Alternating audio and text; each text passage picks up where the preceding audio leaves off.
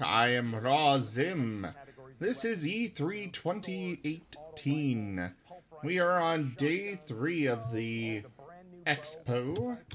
The Nintendo Direct show was really good. I am hyped for a lot of the stuff they showed. Right now it is in the middle of the Twitch stage show, which is actually it's looking pretty good for some of the games that they've got planned to share with us today. This particular one, not so much.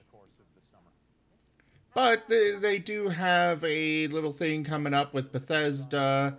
They've also got Square Enix listed, which I assume is going to refer to, I'm sure they're going to be showcasing Kingdom Hearts 3. Looking forward to that. But anyways, They left a lot to be desired. The stage show better be great. The stage show is really just a talk show, but we'll be providing some commentary throughout the day. I do hope you all stick around and enjoy it. I will still be doing Rooms and Reptiles, Dungeons and Dragons tonight at 5 p.m. Mountain. That is 7 p.m. Eastern. I hope you all join for that, because that's going to be fun. It does mean that the stage show will be ended early, but D&D. D&D is love. D&D is life. It's more important. Exactly. So anyways, enjoy. As much as you can of, you know, this. Destiny 2. I didn't care for the first Destiny. Alongside, you know, the hardcore players that we know personally from our forum or just from real life, to our studio to collaborate with our developers and talk to us about what they think about the game and how we can develop further into the directions of the way they want to play. So we've seen a great collaboration of, you know, revealing new content on Twitch or just sharing some games with the people who, you know, love to hang out there, or even, you know, maintaining relationships with those community leaders so we can understand how the things that we create are valuable to them. So they're an important part of our ecosystem. I love that you're so involved with the community. I heard you guys even put bounties on some of your coworkers and sort of send them out into the mail. Yep. I don't do that anymore. I've taken my lumps. I've ended up like Cade far too many times, like I care to count. But yeah, you know, we take our 2 community managers and we put them in play. We put a price on their head. You know, hunt them down in matchmaking in the Crucible. Anybody who bests them in battle has a chance to earn an emblem that they can display in Destiny that said, "I beat Bungie at their own game." So that's a thing we'll continue to do on Twitch. It's something that we like to have a lot of fun with, and it's an important moment of humility for the people that own the conversation online. Oh, well, thank you so much, David. You've given us some links already, but why don't you hit us with a final round of where we can find information before we have to wrap it up? Yes, everything you would want to know about Destiny is up at destinythegame.com. The conversation that we have with our developers and with our community happens at bungie.net. And if you're right here, you should probably follow us or at least bookmark twitch.tv/Bungie. All right. Well, thank you so much for the information. It was a pleasure having you bright and early for your first interview of E3. I'm so lucky we got you. Guys, we have so much more to come. Don't go anywhere. We're going to be right back. Hey everyone, I'm Matt. I'm Emma. And we're hosts at Hyper RPG. And today we're going to talk to you guys about our love of all things Doctor Who. He's always standing up for people who may not be able to stand up for themselves. My favorite episode is probably The Girl Who Waited. Be sure to come on over and check out Hyper RPG. We stream all kinds of nerdy sci-fi related content all week long, and we'd love to see you guys over there in the chat. It's going to be real wibbly wobbly.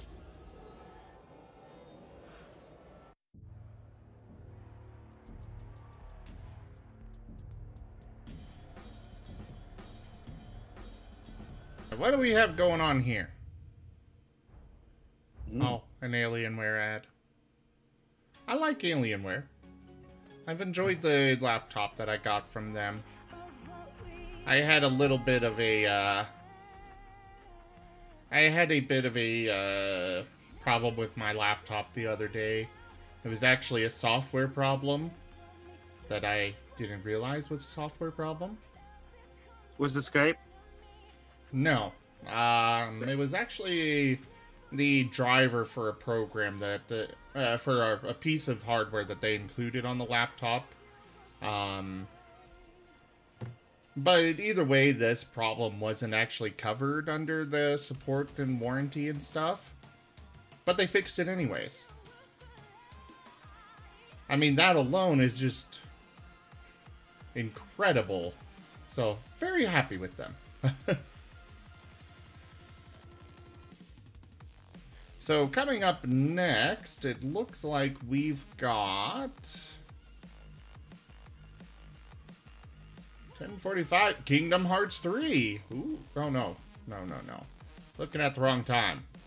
Sekiro, Shadows Die Twice. What is that? Is that the Japanese or Chinese game that was showcased last night during Sony? Sekiro? Well, we'll find out what it is in a moment.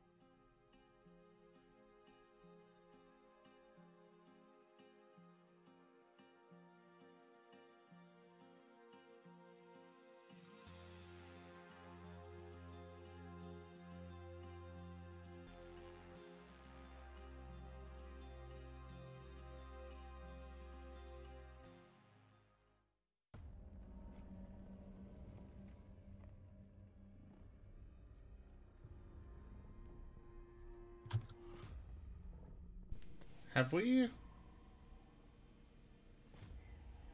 Oh, it's What? this one. Okay. Yeah, it is that one. Okay. I was just trying to figure out what this, was. Looks like death is not your fate. Just yet.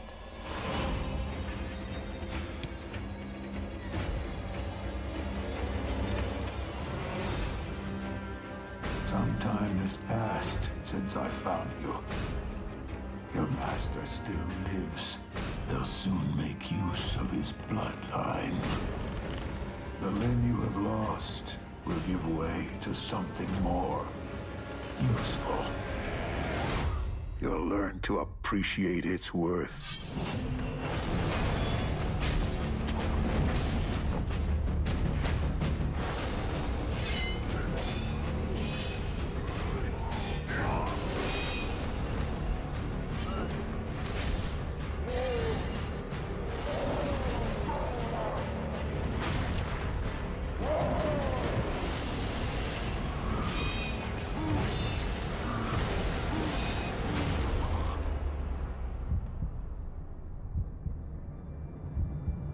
Your death won't come easily.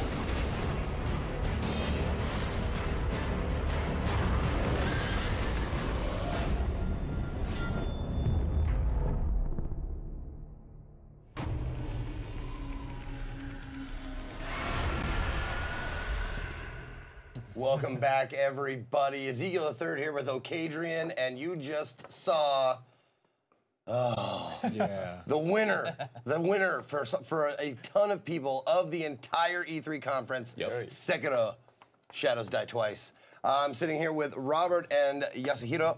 Nice to meet you. Welcome. Thank you. Thank you guys very much. Let's bust right into it. Tell me, give me just the elevator pitch of this game. Go. All right. So Sekiro Shadows Die Twice is the latest new game from From Software. Brand new. Yeah, brand new, directed by Hidetaka Miyazaki. My winner, it is a Fire Emblem. first-person action-adventure game. Obviously. With RPG elements. It is set in late 1500s warring states or Sengoku period Japan. While we say that's the setting, in fact, it is a completely original world created by From Software and their team, but pulling on themes from that era. So you may have seen some of that in the trailer, but there are some, for example, there are these huge castles that probably never existed. Actually, physically could not have probably existed, but they are based on those themes, and they take the realistic architecture from the period, etc., in order to create this, brand new, awesome original world. I'm glad you mentioned that because personally, I prefer playing in a new world rather than a historically accurate or whatever world. So sure. I'm glad you mentioned that. Or whatever. Lot of questions to get through. Let's start with the characters. The person or persons you play as. Can you say, do you play as one person? Can you choose your character? Can you customize? Go ahead. Sure. じゃあ僕が返答しましょう。大丈夫です。任せましょうか。お願いします。はい。Okay, so I'm taking this one. Okay. So From Software has decided to try something very new in this category. So, unlike previous versions where you have to, or where you choose a class, etc., there is one class, and this is interesting in a very special way in that instead of having a bunch of choices up front in terms of, for example, am I a knight, am I mage, etc. Right. A lot of the depth in the game actually comes as you're playing. So your choice in your playstyle actually happens as you're playing through the game, as you're progressing, as you're making decisions about what your character is going to be, and as well as you're introduced to this wide variety of mechanics that you have in the game, such as stealth and many different forms of combat. You get to advance in these how you like, and so that depth is actually coming in later and as you play through. You said stealth. Yes, so stealth is a thing in this game. Woohoo! Yeah. Sorry. That said, it is not the focus of the game. Okay. You never want it to feel like, oh my God, I'm caught and I'm fighting. That's a failure. That is not what From Software is going for. Okay.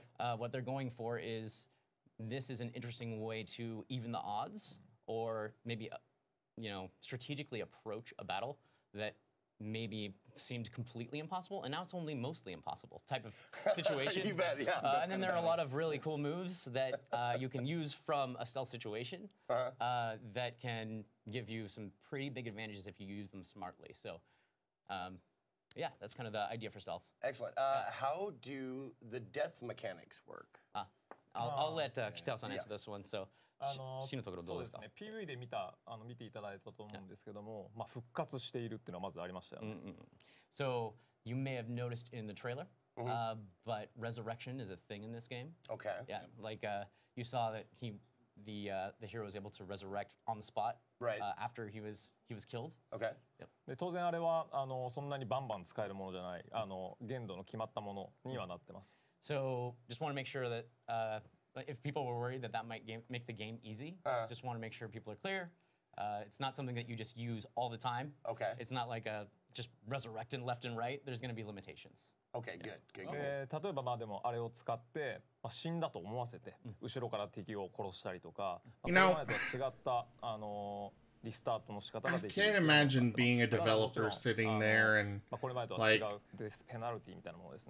these people are speaking in a language I don't understand. So actually, I've been in that position. The idea for it is that it's another facet of your just sitting there with let's say your conversation going on around me where I can't understand what's being said, and it's just like, you have a shot of okay, just so sit here, twiddle my thumbs. And then boom, you're back up, and you can actually tilt the odds a little bit back in your favor. You can kind of turn the tables on the encounter, and it's kind of a cool new strategy that you can employ. So you can play dead. Right. Okay. Okay. And then just to go back to a little bit on, people are like, okay, so what happens in this game if you don't have a revive or you die? he said we're not going into details on what the penalty is for death or any of that stuff just yet.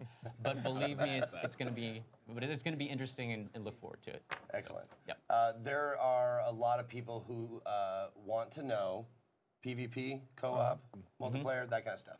Right. じゃあ PvP そうですね。今回はもう完全にシングルプレイのアクションアドベンチャーとして作っていて、まずそこまで。はい。So Sekiro Shadows Die Twice actually is a completely single player game. Okay. Yeah. でやっぱりマルチプレイであったりとか、あるいはいくつかのそのタイプ、ナイトであったりマジシャンだったり、そういったものがあるものと、シングルプレイでやっぱりゲームデザインが変わってくるんですよね。So the original reasoning for this is that when you design a multiplayer game and when you design a single player game, there are two very different things you have to. They're two completely different designs. So, for example, in a multiplayer, in a マルチだとそのナイトと、あとはクラスがあったりするっていう。So it's kind of a combination also of the class discussion that we mentioned previously. Okay. But let's say you have a boss and you have multiple classes, then you have to design that boss so that all of the classes can beat him. Oh, okay. So as opposed to single player and a single class, you design it so that this one character can have a lot of interesting ways to fight them and to beat them, and you can go a lot deeper. So I added a little bit to what he mentioned. Yeah. Okay. もちろんマルチプレイのゲーム僕らも大好きだし、これから作らないなんてことは当然ないですけど、今回はそのシングルプレイでできる面白いゲームデザイン、そこに特化しようっていうふうに考えてます。Right. So their focus for this title is to kind of push where they can take a single player game to really focus down on how cool they can make that, and that's what they're super excited to bring to players right now. Go ahead. Oh, I was just gonna say, if there's one thing I think From Software is known for, it's the depth of lore. Yep. Like wherever you go, Nailed it. I'm right here, man. Nailed it. That's what I was gonna ask. Already there. I saw your eye twinkle. So lore is always all over the place, and the big thing is it's never like directly in your face. You know, you don't like this is the sword of so and so, and they got it from this. So how deep can we expect the lore to be in this game, and how apprehensive is it, or how accessible is it? Right. じゃあ世界の話はどれほど深くなりますか？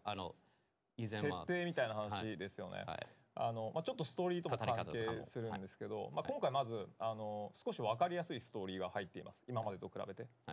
So for this time around, at least initially, the story is a little easier to wrap your head around. Sure. Yeah. はい。また全てを失ってしまったその忍び主人公が守るべき王子を救って、そしてライバルに復讐を果たすっていうその2つですね。Right.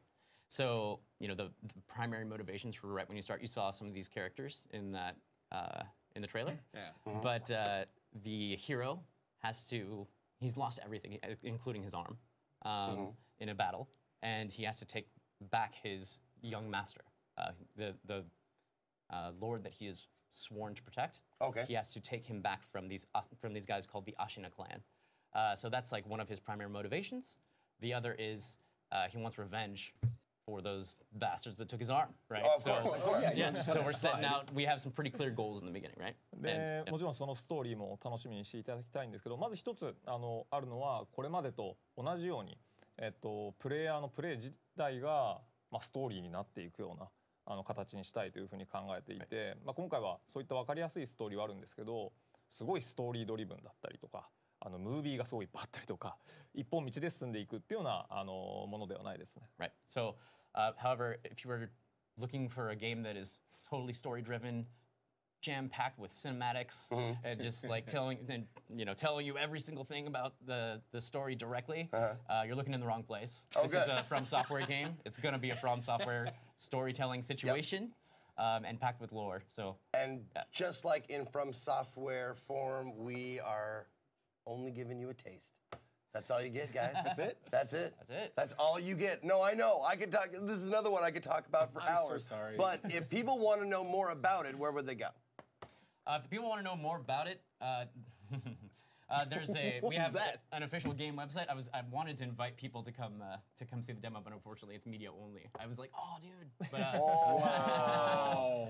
I know. I was like, get out of here, not It's like over here about a party. Like, can I go? I know. For a split second, I was sorry, man. Sorry, keep in mind. I wanted to invite you guys. We have sekirothegame.com.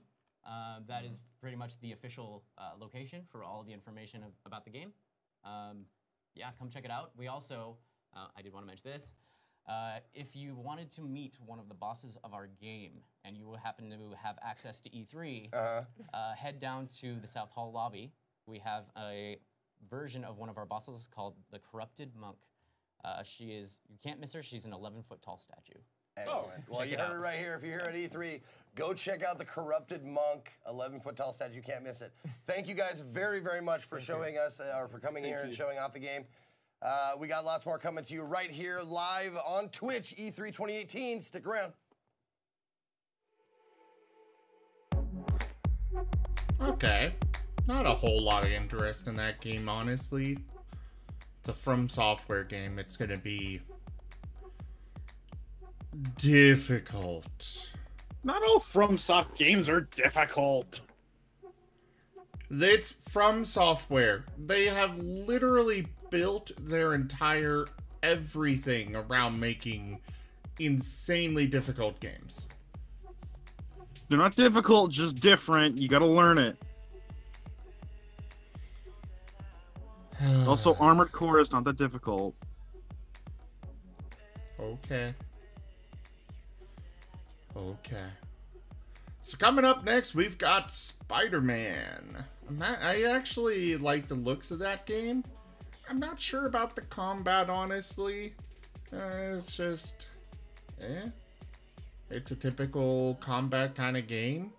But I do like the looks of... I like the idea of just swinging around New York. It looks rather intuitive, simple, but enough where it's more realistic. At least in my opinion. What do you think?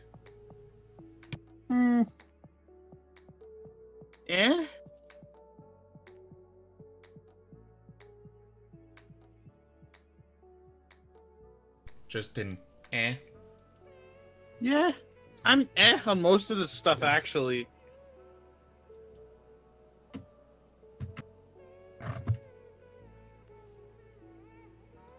I mostly care about playing the games themselves and seeing if they're actually fun or not. Yeah, that is a major concern, is whether these things are actually going to be any good. And that is all I care about. Is it fun or not?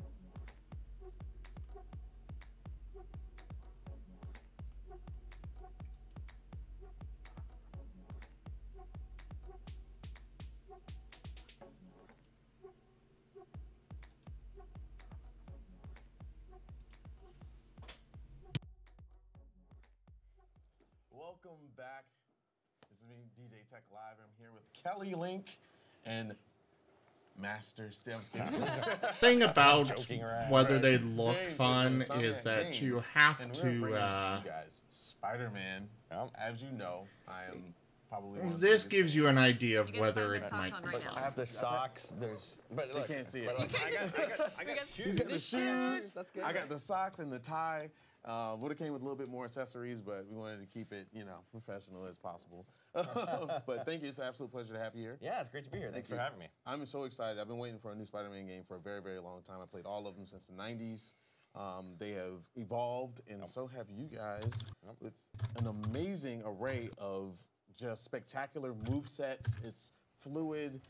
It's Spider-Man to the core. Now, you have some interesting key choices. First of all, let's start with the suit. I mean, that's the most noticeable difference. Yeah. Why the suit decision? So, we wanted to make sure that we have an 23-year-old Peter Parker. He's been Spider-Man for 8 years. He's really good at being Spider-Man. This is not an origin story. This is not you discovering your powers.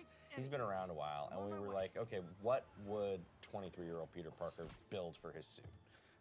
And you actually don't start the game in the suit, you start the game in the classic suit. Okay. And early on in the game, you create this suit that you've seen in all of these pieces. And really, if you look at some of the details, there's just a lot of it that makes sense in terms of kind of current athletic wear, what would look good to a 23-year-old in 2018. Things like the carbon fiber armoring on his knuckles, so that impact. That new Spider-Man game though looks really promising. That's really we tried to take it really does. Trends, current materials, I'm and also just what interested, would make sense definitely. for to build if they were going to wear this suit and fight crime in New York. It's funny how you said that, because me and Kelly were going back and forth behind stage. We were like, okay, which Peter Parker is this? What universe is this in? And now it makes a lot of sense. This is a new universe, though, This is a brand new Spider-Man universe that we have created. Except my question is, didn't Disney finally acquire Spider-Man? Characters aren't going to be the same that you've seen before. Peter's I don't 23, he's out of know. college. He's got a job. That's what I understood from all this, is that he was owned by Disney now, so why is Sony still producing games? But so Peter and Miles inhabit the same universe. Unless it is Norman Osborn is the mayor of New York City, and it's actually very possible that it's a specific part of their agreement for it. That's funny you said Miles Morales, because you're hitting on my points. You're reading my brain. Who are you? Because, at the end, it's a funny story. I broke my toe last year, my pinky toe, because of the announcement. I got so happy that I broke my toe. Was it jumping around? I screamed, ran out of my room, and crunched. That's all you heard. And then me screaming in the background. But when I saw Miles Morales, I freaked out because, that character wasn't supposed to work as they so said in the comic books. And now he's huge. I mean, my Twitter tag has it on there. And I have a suits for him. Now, the funny thing is I was telling Kelly, he's older. He's not a baby in this or anything like that. He's a teenager, he looks like. Maybe, and then I even saw his friend. I don't know if I want to. Yeah, and we gave just the tiniest little glimpse of Miles, and I can't say too much. Right. He plays a role in the story. He lets us show a different side of Peter, which I think is really important. He is, I don't know if we've said his age, but you're right. He's like in his teens, like a high school student, basically. He's like a young Peter Parker. He's in that age. He's in that age range of being in high school, and like I said, he's really interesting, and we really love him as a character, and we can't wait for you guys to meet our version of him and see him in our universe. Thank you for putting him in. We've talked a lot about the heroes, but I want to know more about the villains. Yes. During that trailer, we saw the 5 of them, and it's not the Sinister Six, which we've known from the Spider-Man universe, but it's something similar to that. Well, you saw 5. Yes. Yeah. And there was one that Peter looked at, or Spider-Man looks at, and he says, "Wait, you?" Yeah. And then we cut to the screen because we can't give everything away. That's cool. Who do you guys think it is? Who's the? At first, I said Doc Ock because I heard a sound. It sounded like the octopus syndrome's coming down, but then I was like, no, it can't be because that's not a surprise. People will automatically think Sinister Six, Doc Ock, Kingpin, or anything like that. It's got to be somebody that he thought. Well, it's obviously someone from the Spider-Man Well, universe. I'm thinking it's somebody that he thought was an ally. That ended up being. Gwen Stacy? No. No. I don't know. You'll have to play the game. I mean, Mr. Negative is in it. Yeah, you saw Mr. Negative was on the rooftop. Yeah. I mean, his story is collaborated with Venom and Anti-Venom in the past, so I mean, it could be anybody right now. Like, you guys got me. Yeah, well, we had a bunch of great villains. Mr. Negative's a great villain from the comics. Dan Slott created him. He hasn't really been in a game or a movie. Exactly. So, and he's awesome because he has this real duality, and that's been something like kind of these worlds colliding is something we're really focusing on.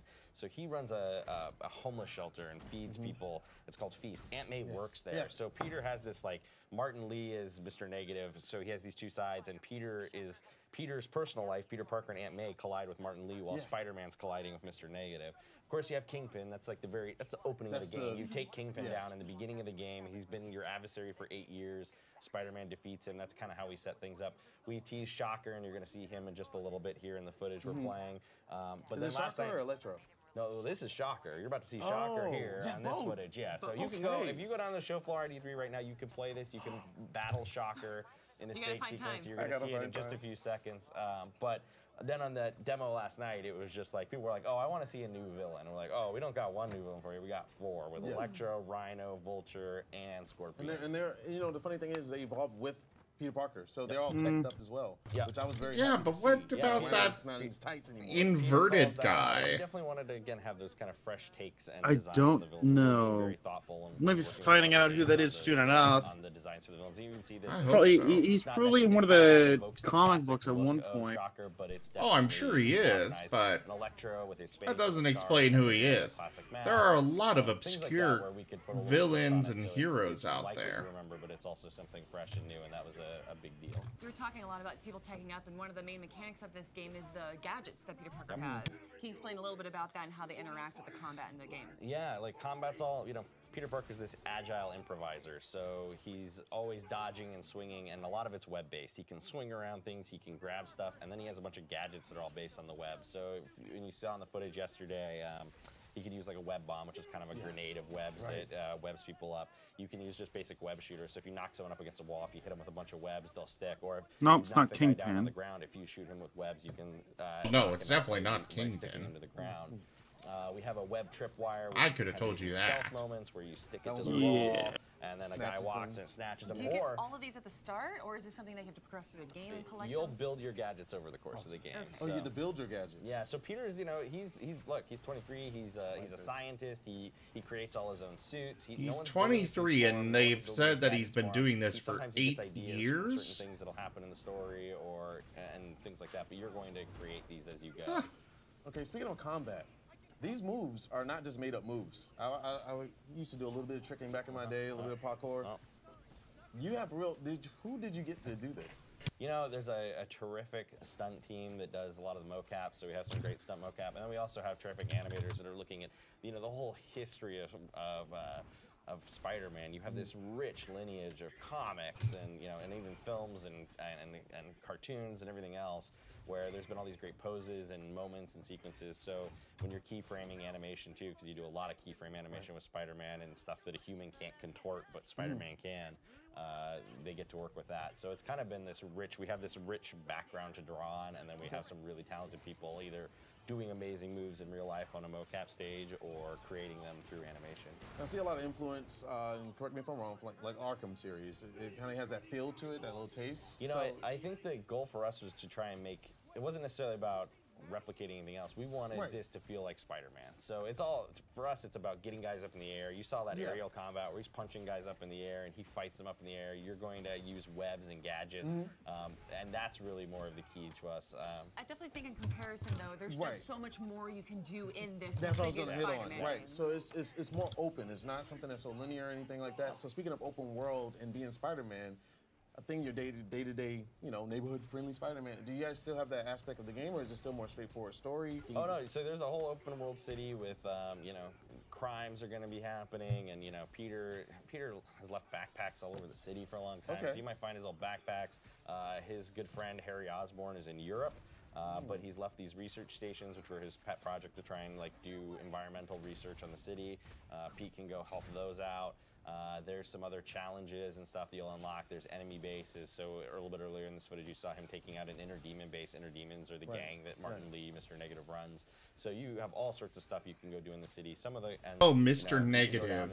That's the name of the take a selfie with someone who wants to take a selfie. Mr. You have to watch out because some of the pedestrians don't always like you, and they this is great. We literally added. Why does he sound? Someone was playing last night, and they're like, dude, I did this thing and suddenly a guy pulled a gun on me. I was like, whoa! It's like, yeah, not everybody loves Spider-Man in the city, so you got to be a little careful. So I have a little checklist. Do we have collectibles? Oh yeah. Suits? Oh yeah. Old comic books? Okay. Maybe not. I don't know. There's some comic things, but with the suits, you already told us that he does have his original, and this is the one that we see later on. Yep. Can you upgrade it past that, and do those upgrades affect gameplay at all? Sure. So aesthetic? every suit comes with a suit power. You saw in the demo last night, you did this web blossom thing where you can swap those between the suits. So all the abilities you can swap. So you can have whatever cosmetic look you want with whatever powers you want. Oh, that's awesome. Yeah, all right, sorry, back to your checklist. So, but I mean, some of the suits you've announced, you have Spider-Punk. We've got Noir. We've got the classic suit. Do you have Iron Spider-Man? The Iron Spider suit with from the MCU. With the three arms that come out? You'll have to see what the suit power is, but that's a good idea, isn't it? I'm excited. All right, so yeah, we got a bunch of great suits and a ton more we haven't shown. I think we've shown like 6, and there's Can you give a number of suits? No, but it's over. It's a lot. A lot is good enough for me. Easter eggs. Yeah, of course. seems like you got right on track. Yeah, we're doing our best. We're doing our best. All right.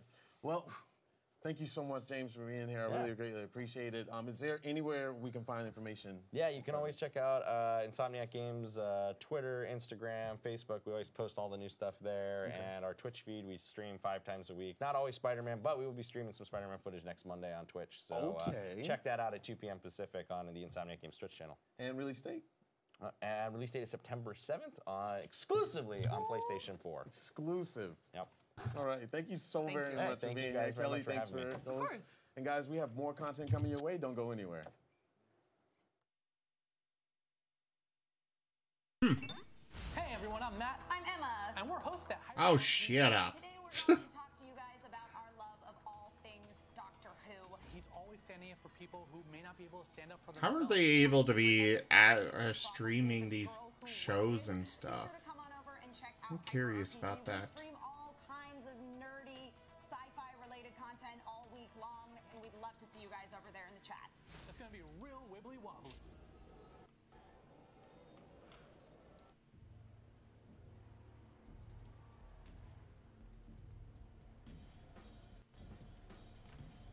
A lot of Alienware advertisements today. That's rather typical for E3. They tend to advertise their stuff. I think it's really the only time in the year that I see Alienware advertisements.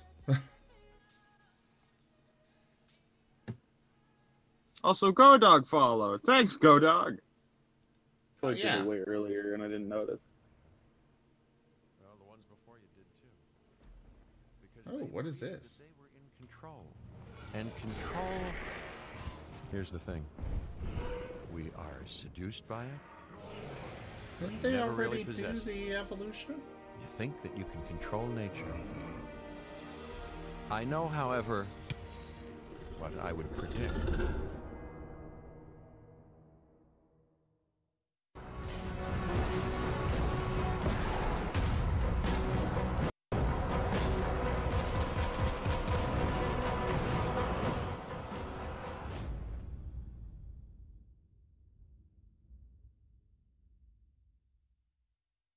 So what are they going on to now? Oh, stop with the ads! Jeez!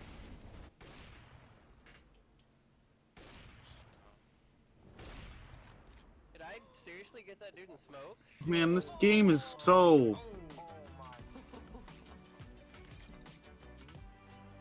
Game, record, and stream without compromise. Only on Intel Core i7. Okay, here we go. So next up, we've got the Spectrum Retreat. There's a lot of stuff packed into today. I just wish we didn't have a bunch of ads in between each one. Hey there, Philonitis. Thanks for stopping by there. Good to have you.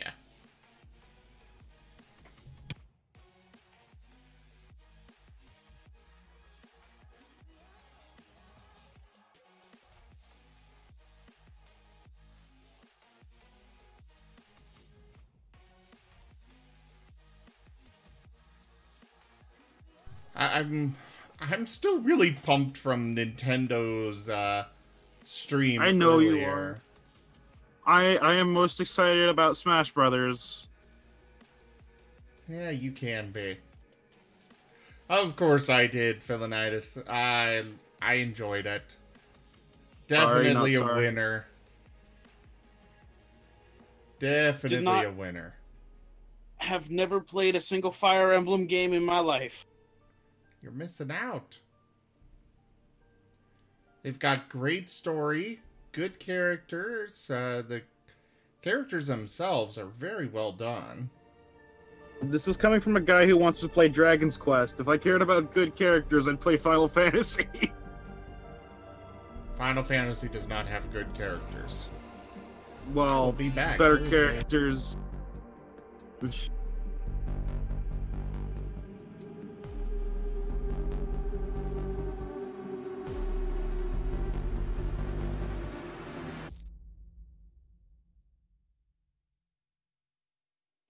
Welcome back, everybody. Here we are at the Twitch Studios E3 2018, and you just saw a little trailer for the Spectrum Retreat. And sitting with me, not only is DJ Tech Live, how you doing, buddy? Hey. And also, we've got Dan Smith from Dan Smith Studios. Yep, nice and easy. How you doing, man? I'm good. How are you? Excellent. It's rare that I get to sit next to an award winner.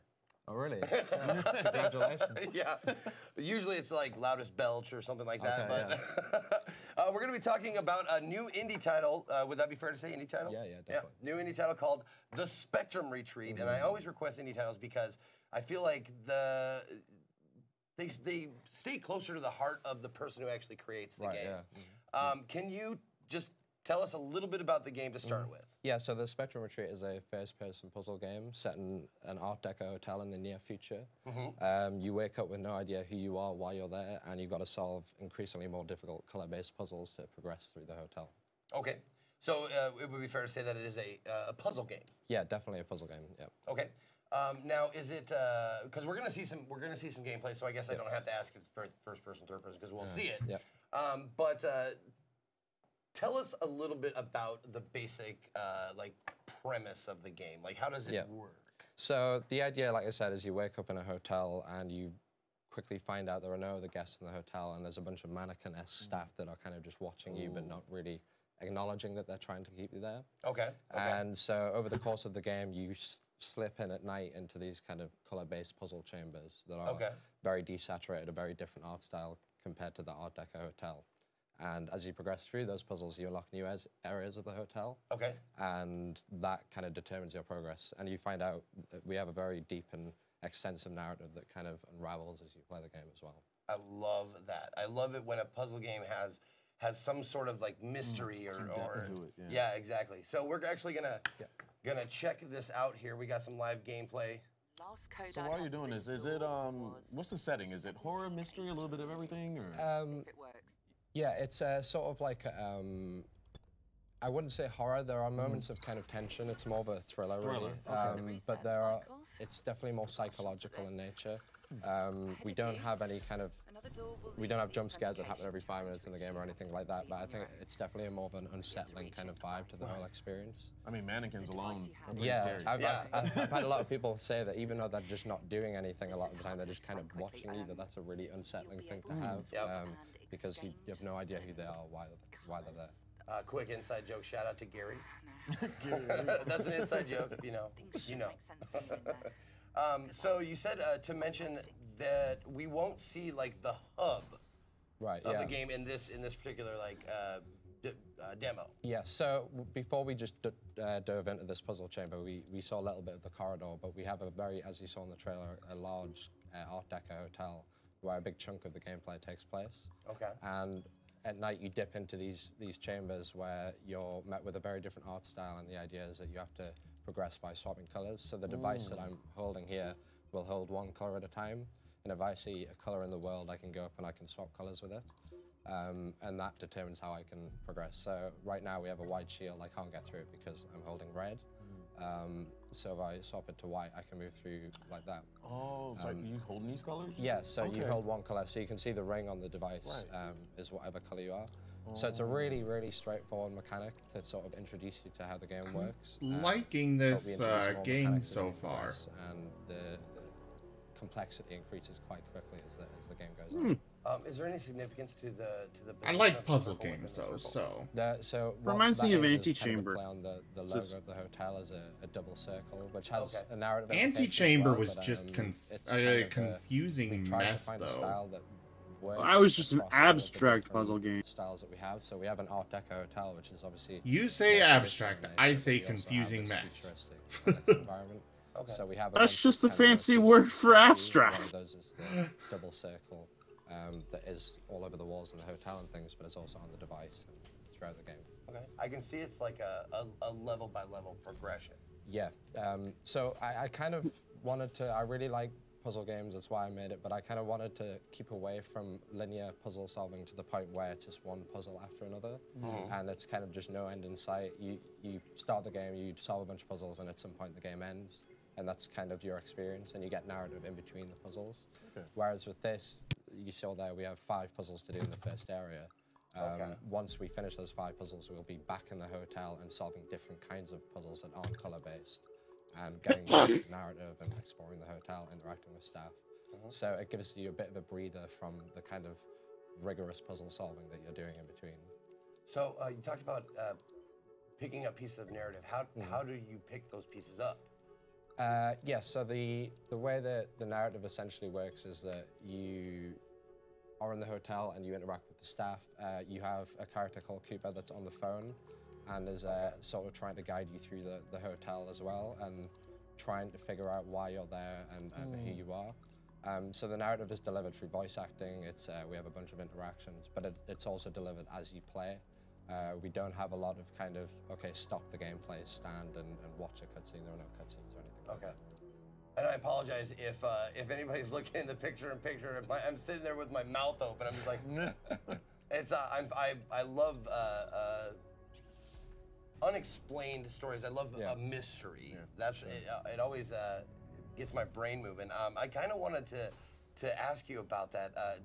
How do you come up with the level design and stuff like that? Like, are you a shower kind of guy, or like driving in the car kind of guy? Yeah, I guess. I mean, you kind of have ideas. I mean, I draw a lot of the puzzles before I create them, and it normally starts with, how do you make this puzzle unique? How do you make it?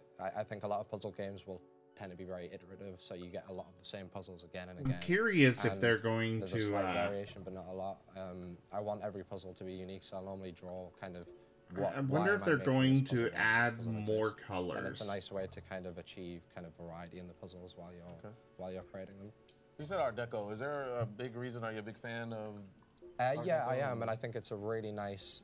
I found that it's a really nice contrast to the style that you see on screen now, which is obviously very clinical and desaturated. And I think Art Deco lends itself to a grandiose kind of overindulgent style that we were going for with the hotel. And it works really well because the hotel is just void of guests, so it's a really eerie feeling to be in a big lobby in a big restaurant and things, and not to see anyone else there. Oh, so you will see like familiar places, like a restaurant. Yeah, yeah. Okay. So you unlock those areas, and an area like the restaurant is a big part of the narrative. Yeah, you'll go there, this is looking very interesting. And the staff will kind of. Okay, when do we get it? And you'll see as you progress through the game how the spaces evolve. Soon, TM. Now, you don't have to go into detail if it's a mystery or whatever, but is there a significance to colors? Who's DJ yeah, in Tech? terms of the gameplay, there is. I don't know. Actually, just before this in the game, where why we are you responding like that? Why we're solving these puzzles? Because I don't know. Your access is gated in this way. Okay. His name was mentioned several times. I still don't know who this guy is. The mechanic that I came up with. I don't either, but Rizeroth knows him. Just swapping colors. Okay. And everything about the game. Unfortunately, I'm not going to get to do Jurassic World Evolution anytime soon, Rizeroth. I'd like to, but mind bending. I really dig that. Money is a did want to mention barrier. I'm a huge like. Tis a fickle thing. Oh, so he's the guy on the right there. Yes. DJ Tech. Go into a little bit of the music and sound. Yeah, so the music, we have an original soundtrack by Joe Barlow. He's a British composer of music, and he scored the entire thing. He's been working on the soundtrack for like a year now. Okay. Wow. Okay. And it's all original. It's all tied to the events in the game, and it's quite an interesting and I think quite unique style because he had quite a unique challenge in that he had to make a soundtrack that worked with the hotel, but a soundtrack that also worked with this environment, which is very sci-fi. It's not just elevator music. Yeah, so we kind of switch between more classical tones and sci-fi elements and more kind of digital elements as we kind of move through. And so the sound actually evolves as you play the game as well. Oh, I was just going to ask that. Well, now this is interesting. Is there different game modes? So no, we're just a single-player, straightforward kind of single-time experience where you try and escape the hotel essentially.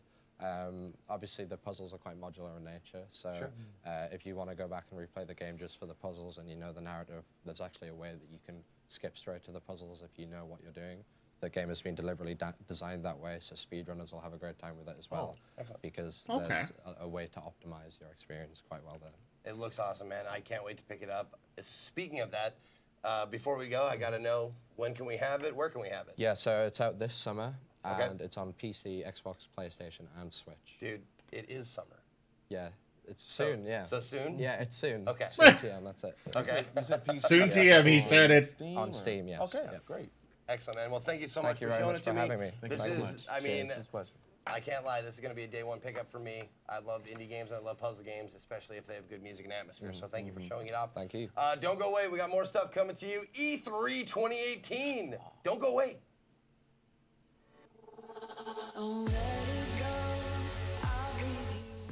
So, I'm looking forward to that. I don't like the fact that it's supposed to be coming out this summer and yet it's still soon TM.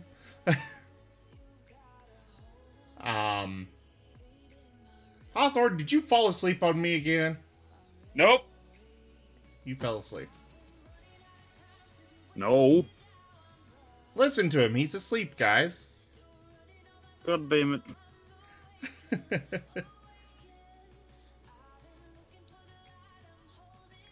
You know, Riseroth, we actually have our own cool guy. In the community, you know? Our own cool guy. Get it? Don't leave Minnie hanging here. He's not here.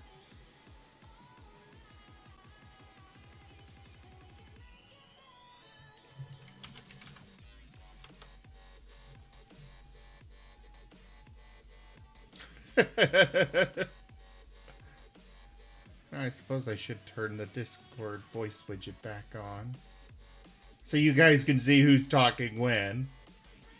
So next up, I turn on the voice widget and it's blocking the time.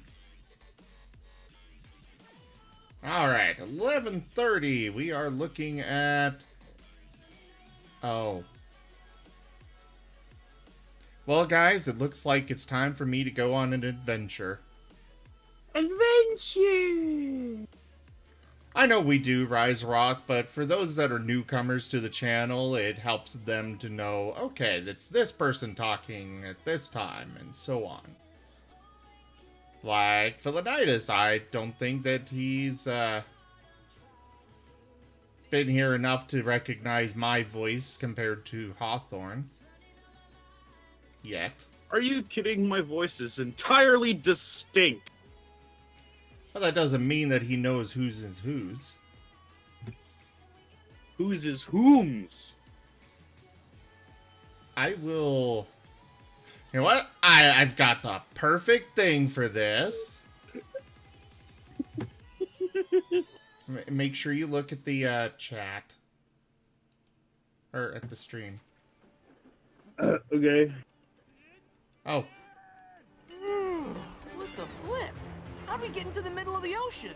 Look! Looks like the Ice Kingdom. It must have melted. My kingdom is ruined, my crown's gone forever, Gunter and the rest of my babies are missing. You know, just your basic average worst day of your life. This is seriously messed up. It's straight up dong bongles is what it is. Hey, you, stop that!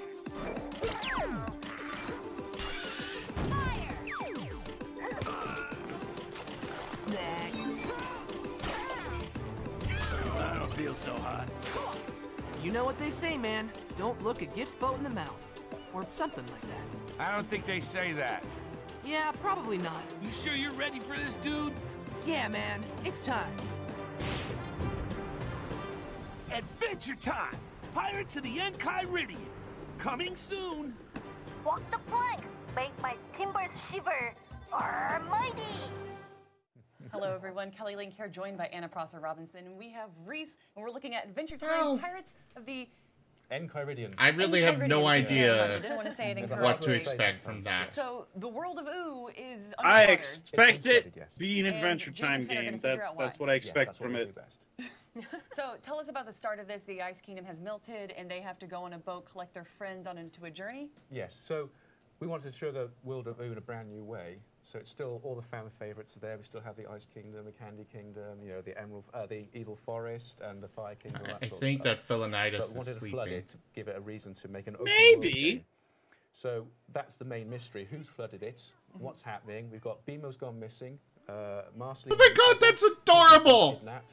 It's up to Jake and Finn to sort of What is what? Their boat, Jeff. He's sleeping. So you said that Marceline was in trouble, but in that trailer, Look at him! He's adorable! Yes, so you get to recruit extra members to your Thought team. you were So commenting about something that happened on the stream, but Jake no. and Finn from the beginning, but then you rescue Marceline and rescue Beam when they join your party too. That Bringing pirate their unique BMO was the yeah, best. yeah, absolutely. I'm glad you like that one. And I noticed too, I that all gotta- the voices are the original cast voices. It's the entire cast from the TV show, which That's- was a massive bonus for us. It really brings the game to life. It's Yeah. like actually being in an episode of the TV show. That was Right. really Gotta important to us do- as well. Plus, we also have them singing. So Really? in between the levels, the characters will all sing sea shanties because they're on a boat. And that's that's a big part of the show with the singing. Yeah, and there's a stuff lot like of that. songs in there. Absolutely. So we want to get that into the game. And also, it's a really cool way to reiterate to the Oh, player I what they're going to can't. be doing next. Oh, So that's was really really cool. well. So you use the songs to actually give in-game direction in a way? Yes, almost like a reminder to the player. So obviously we have a full quest system. We have a world map. It tells you what Wonder you're doing. what but will also when you're happen just if playing I along, do it's cool to hear this. the song, but also it gets in your Something head bad will as happen, well, don't and you do actually it. know what you're doing. So it works really well. So you're saying Too it's late. open world It system, has you been need to explore started. A lot, but of course there's the combat mechanics in the game. How exactly does combat work? So we wanted to. No, don't do it. TV show. So Adventure Time is full of. Don't do amazing it. You're characters, gonna larger-than-life regret it. personalities, and awesome dialogue. Don't and do story. it. So we wanted to get into our combat system. Also, we didn't want to make a combat system. think with there's a basically, dodge, Rise a Roth. brawler, a button masher. So we wanted Well, a lot there of he depth goes. to gameplay. So we brought it together, and we've gone for what we call a fast-paced, turn-based combat system. Okay. So that allows us to showcase the characters, their personalities. There's lots of dialogue. It's not just the heroes; it's all the other characters as well. The people you fight. So you fight banana guards; they get knocked over, or they can threaten you and that sort of stuff. And also, it gives depth to gameplay. So it's a big game. It's about 14 hours plus to play through. There's a lot of OO to explore, a lot of secrets to find. And so with turn-based Jump. combat as well, we have lots of special attacks, normal attacks. We have lots of buffs. Everyone has their own super, correct? Yes, they do. What we call an ultimate hero weapon, yes. So, for example, Jake's brilliant at morphing into things. So when he takes a lot of damage, he can get really, really angry, and you can morph him into a giant bulldozer or take out multiple enemies. And it's really cool. You get nice camera angles as well. So it's a good system. So you did say that there was a lot of collection in the game. There's secrets that you can find. Yes. What kind of secrets and collection is there in the game outside of the linear story? So obviously we have things like we collect Dosh, because that's what we use. So XP unlocks your combat abilities. Dosh lets you buy them. Lots of the special abilities are found off-piste, so it's not always exactly where you expect to find them. So we have special weapons for Finn and special abilities for Jake to sort of level up and include. We have some Easter eggs. There's a snail in there somewhere, but I can't say where. Right, so you have to look for him. So there's lots of side quests. So we wanted to create a game that had a big game world and players could play at their own pace and enjoy it. So even though you know what you're doing next, you can always go off and explore over here. There's lots of little islands to find, lots of characters in there. I'm allowed to say we do have Prismo in there. Oh. Yeah, so that's it's really cool. And this takes place after the series is done, or this takes place sort of in the middle of the series? It takes place towards the end of the series. Obviously, we can see that Finn's got his metal arm. Right. So one of the original inspirations we were looking at was there was a mini-series for Adventure Time called The Islands, and they had a boat in that and all that. It had Susan, BMO, and Finn. So our storyline is towards the end of the Adventure Time storyline, but it's slightly to the side. So we're not stepping on any of the iconic storylines that way. So. Yeah, and it does stand alone as like an original Adventure Time story. Brand new original right? story, yeah, absolutely. That's very cool. And I wanted to ask too about the style, because when you're trying to bring an Adventure Time game to fans who love it, I'm absolutely. sure the voices were a huge thing. Oh, amazing, yeah. Wanting to kind of feel actually immersed So in the actual is world. And then I've noticed that the style the Adventure is Time so similar to series animation, actually but also has its done? own kind of video game style. Can you tell us a little bit about the art? I don't pay attention Well, for to us, it, the so I don't important thing know. again was to capture the actual look of the Mhm. cartoon, because we were really keen to make people, when they're playing the game, I feel know. actually playing the TV show. So it's all 3D assets. They're quite flat textures. We've got a special shader to give you a cartoon outline around it. Also, we wanted vibrant and colourful as well. So I think basically that's what we achieved in our engine, and I think it's pretty bang on to the look of the TV show. Really, I'm really pleased about it. Looking at the combat here, Finn has a wide array of things that he can actually fight with, not just his weapon, but spells as well. And there's potions too? Yes. How did all of those affect gameplay? Well, you can buff yourself or other people in party members. You can health up, you can revive, you can debuff enemies. You know, you've got everything basically. You know, if you get scronked out, you can revive your characters. You can get boggled. So if Jake does his spinning attack, he can sort of get boggled, and you can cure him. So we wanted lots of funny, you can poo brain, all that sort of stuff. It's all in there. And another reason as well is we have a shop where Choose Goose sells you stuff. So there's loads of things. If you earn your dosh, you can go and buy stuff. You can find it as rewards in the quests. So there's lots of variety. So you can choose and pick your own sort of tactics in combat as well. So that's why we just want lots of stuff players can find, and there's always a reason to explore the world, because it's a pretty big game world as well. Yeah, I noticed that BMO looked like a pirate, but Jin and Fake here, or Jin and Fake, Jake and Finn don't look like pirates. Do they have skins or aesthetics that they can purchase or upgrade? No, they stay true to their characters throughout the game. Okay. So I can't give too much away, but BMO was initially in disguise. Okay. Trying to blend in. And this boat here, you said it had a specific name. It's Jeff. It's Jeff. Jeff the boat. Jeff the boat. Our publisher, Outright Games, they ran a competition on social media for fans to name the game. They named the boat, and Jeff was the winner in the end. At least it wasn't Bodie McBoatface? That could have been. I think that was on the shortlist at some point. Yeah, absolutely. That's so great. The fans actually chose that name together. Yes. Well done, fans. Well, we're looking at Candyland here, not Candyland. Candy Kingdom, yes. Candy Kingdom here, and you can. It's actually you can go. It's not just inside the boat in the sunken world of Ooh. You actually get to explore other lands. Oh yeah, I mean we get to explore Candy Kingdom. A lot of it. Again, the Evil Forest, Fire Kingdom, and the Ice Kingdom, fully realised like the TV show. Oh, I just noticed that you switched to Jake there. Yep, absolutely. So it's a party-based game. So eventually you have 4 characters in your party, and you can swap between them at any time. Each one has different abilities for combat, but also traversal. You just saw that, Jake just sort of morphed into a scooter, and the entire party can ride around on him. So is this more like classic JRPGs where there's just random encounters while going through the map? I wouldn't say it's a JRPG. That implies a game that maybe is a bit hardcore. I mean, I think, we've made a game that we want fans and new players alike to find accessible. So it's not a hardcore grinding JRPG. One of my designers described the combat as being bouncy. It's very quick, very intuitive. You can make choices very quickly, choose your strategies. You've got your power bar at the top, which builds up. If you use items, it doesn't cost you a turn, so you can use an item and still do attack. So you want a very fast, rapid combat system. Lots of camera angles, lots of dynamic movement. The power bar there, and that's for their ultimate? No, that's for their specials. So here, he's going to use this ice sword now. Bang. That cost him 3 points. Oh, interesting. How many points? And you can collect all those points. Is there like certain abilities that cost more points than others? Yes, they do. Yes, they absolutely do. As you level up your weapons, they cost more points. So how do you get? You can also level up your bar as well. You can find upgrades for that as well. So it can grow. It starts off a maximum of 10, but it can go up higher than that as well.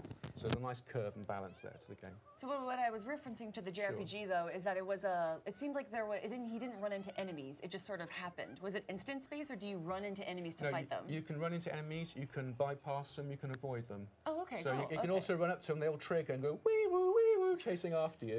That's the banana guards, right? They've got like a police siren sound. Right. But after a certain area, you can leave them behind and carry on. So you're not always forced to do combat. You can choose and pick special routes and things like that. Very cool. What's that donut to the right there? That seemed like it had. So we've got lots of smashables in the game. So it happens in a Candy Kingdom. It's all candy. So you can see there's lots of them got little gems in them or coins in them, and that's how you can earn dosh. So there's always like a micro second-to-second activity to do. You can always basically you're never going to run out of stuff as long as you go off and explore. Keep smashing away. You get enough dosh to keep on playing the game. We didn't want any blockers in the game. We wanted it to be a really cool experience. Yeah, you get standard shops in there as well. I can see. Yes, Choose Goose, that is. Yeah. Is there side quests and extra things that you can do that don't really pertain to the linear story? Yes, there is. There's lots of side quests in there. For example, I can't give too much away, but I know, totally. But it's tempting though, isn't it? Yeah, I know there is, because it's we're super excited about the game. There are side quests, yes, that you can do. You don't have to do them to finish the game. If you do them, you get your rewards. You might level up a bit faster and have more options to progress. Cool. Reese, thank you so much for joining us and showing us Adventure Time Pirates of the Enchiridion. Enchiridion, everyone. Do not go anywhere here, E3 on Twitch. We will be back with more gaming content coming soon. Hey, that one's over finally.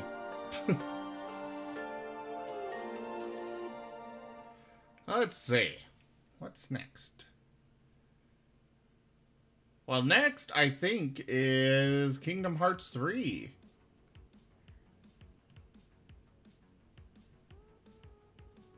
Yes! 2 minutes. I'm excited for that. I want to get an actual look at it. Obviously, we're not doing the... We're not going to get Zootopia, which is a shame. Oh. If we were going to get it, they would have shown it already. Maybe as DLC? Who knows? It would have been cool if they included him.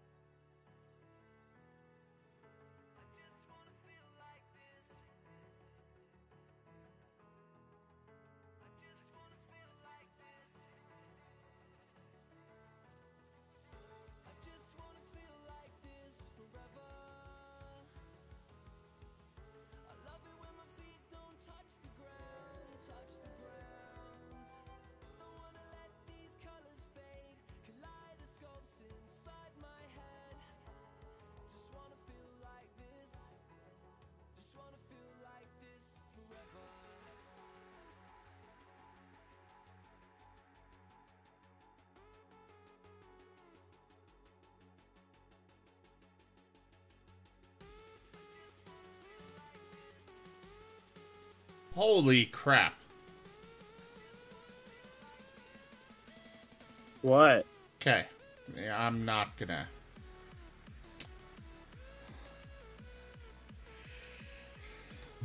Go look at the channel, the guy that just popped into the chat.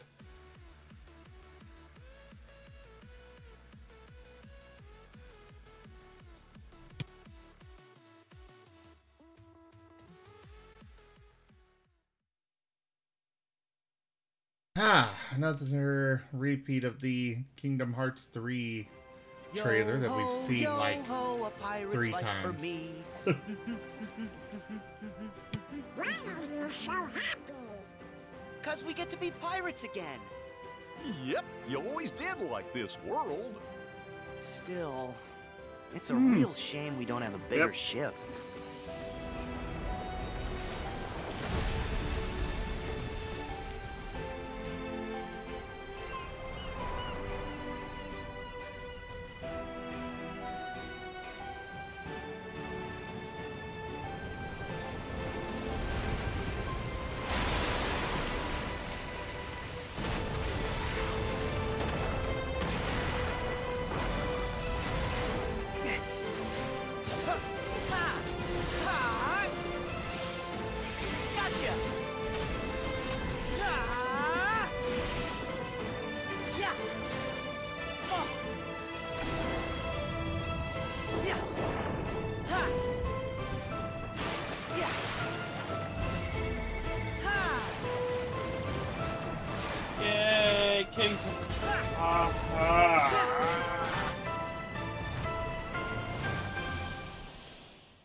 Yeah, I don't think... back in the organization? Yes. Surprising, isn't it? Jack, Don't you give this creep the time of day. Sora, stand down. It's the code. Mustn't strike a pirate aboard ship when said pirate offers to confabulate. I'm looking for a box. Get them! Sora! They have come for us. Wait! Oh no! Stop! Farewell. Arendelle is safer with me staying up here. Oh, Please, go away.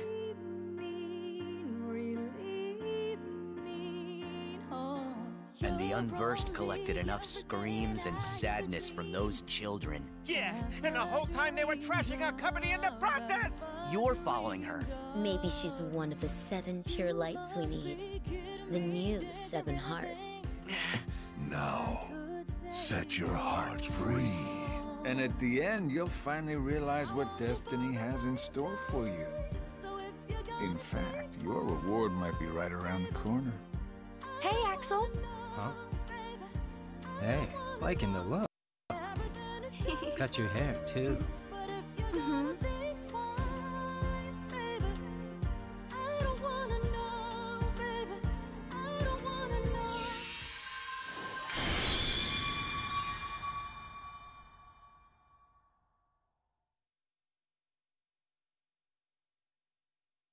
Hello and welcome back to E3 on Twitch. I'm Anna Prosser Robinson, joined by my co-host Kira Corellia, and Brendan is here to talk to us about Kingdom Hearts 3, one of my most anticipated games. It's so soon. I'm gonna be it's quiet been so long for the most part during this because I'm actually interested, Tell us about the guys. trailers we've seen, what you've presented here at E3 so far. Sure. Who wants Yeah, to this see has been if a it's really exciting E3 for Kingdom Hearts. We started off before E3. We had the Kingdom Hearts World Tour Orchestra in Los Angeles. It was there that we had Nomura-san himself came out on stage, gave the release date, January 29th, 2019. It's actually coming. Yes. It's actually here. And then after that, we've had 3 trailers this year. So we had at Microsoft's conference where we revealed Frozen was going to be a new world. The Square Enix conference, we showed a little bit more of the core lore of the game. And now we just had the Pirates of the Caribbean trailer at Sony's conference yesterday. So, and the game is playable on the show floor. Is it? With, yep, Toy Story and Hercules levels are playable. Oh, I didn't know that. Oh my goodness, I want to do the Hercules. Yeah.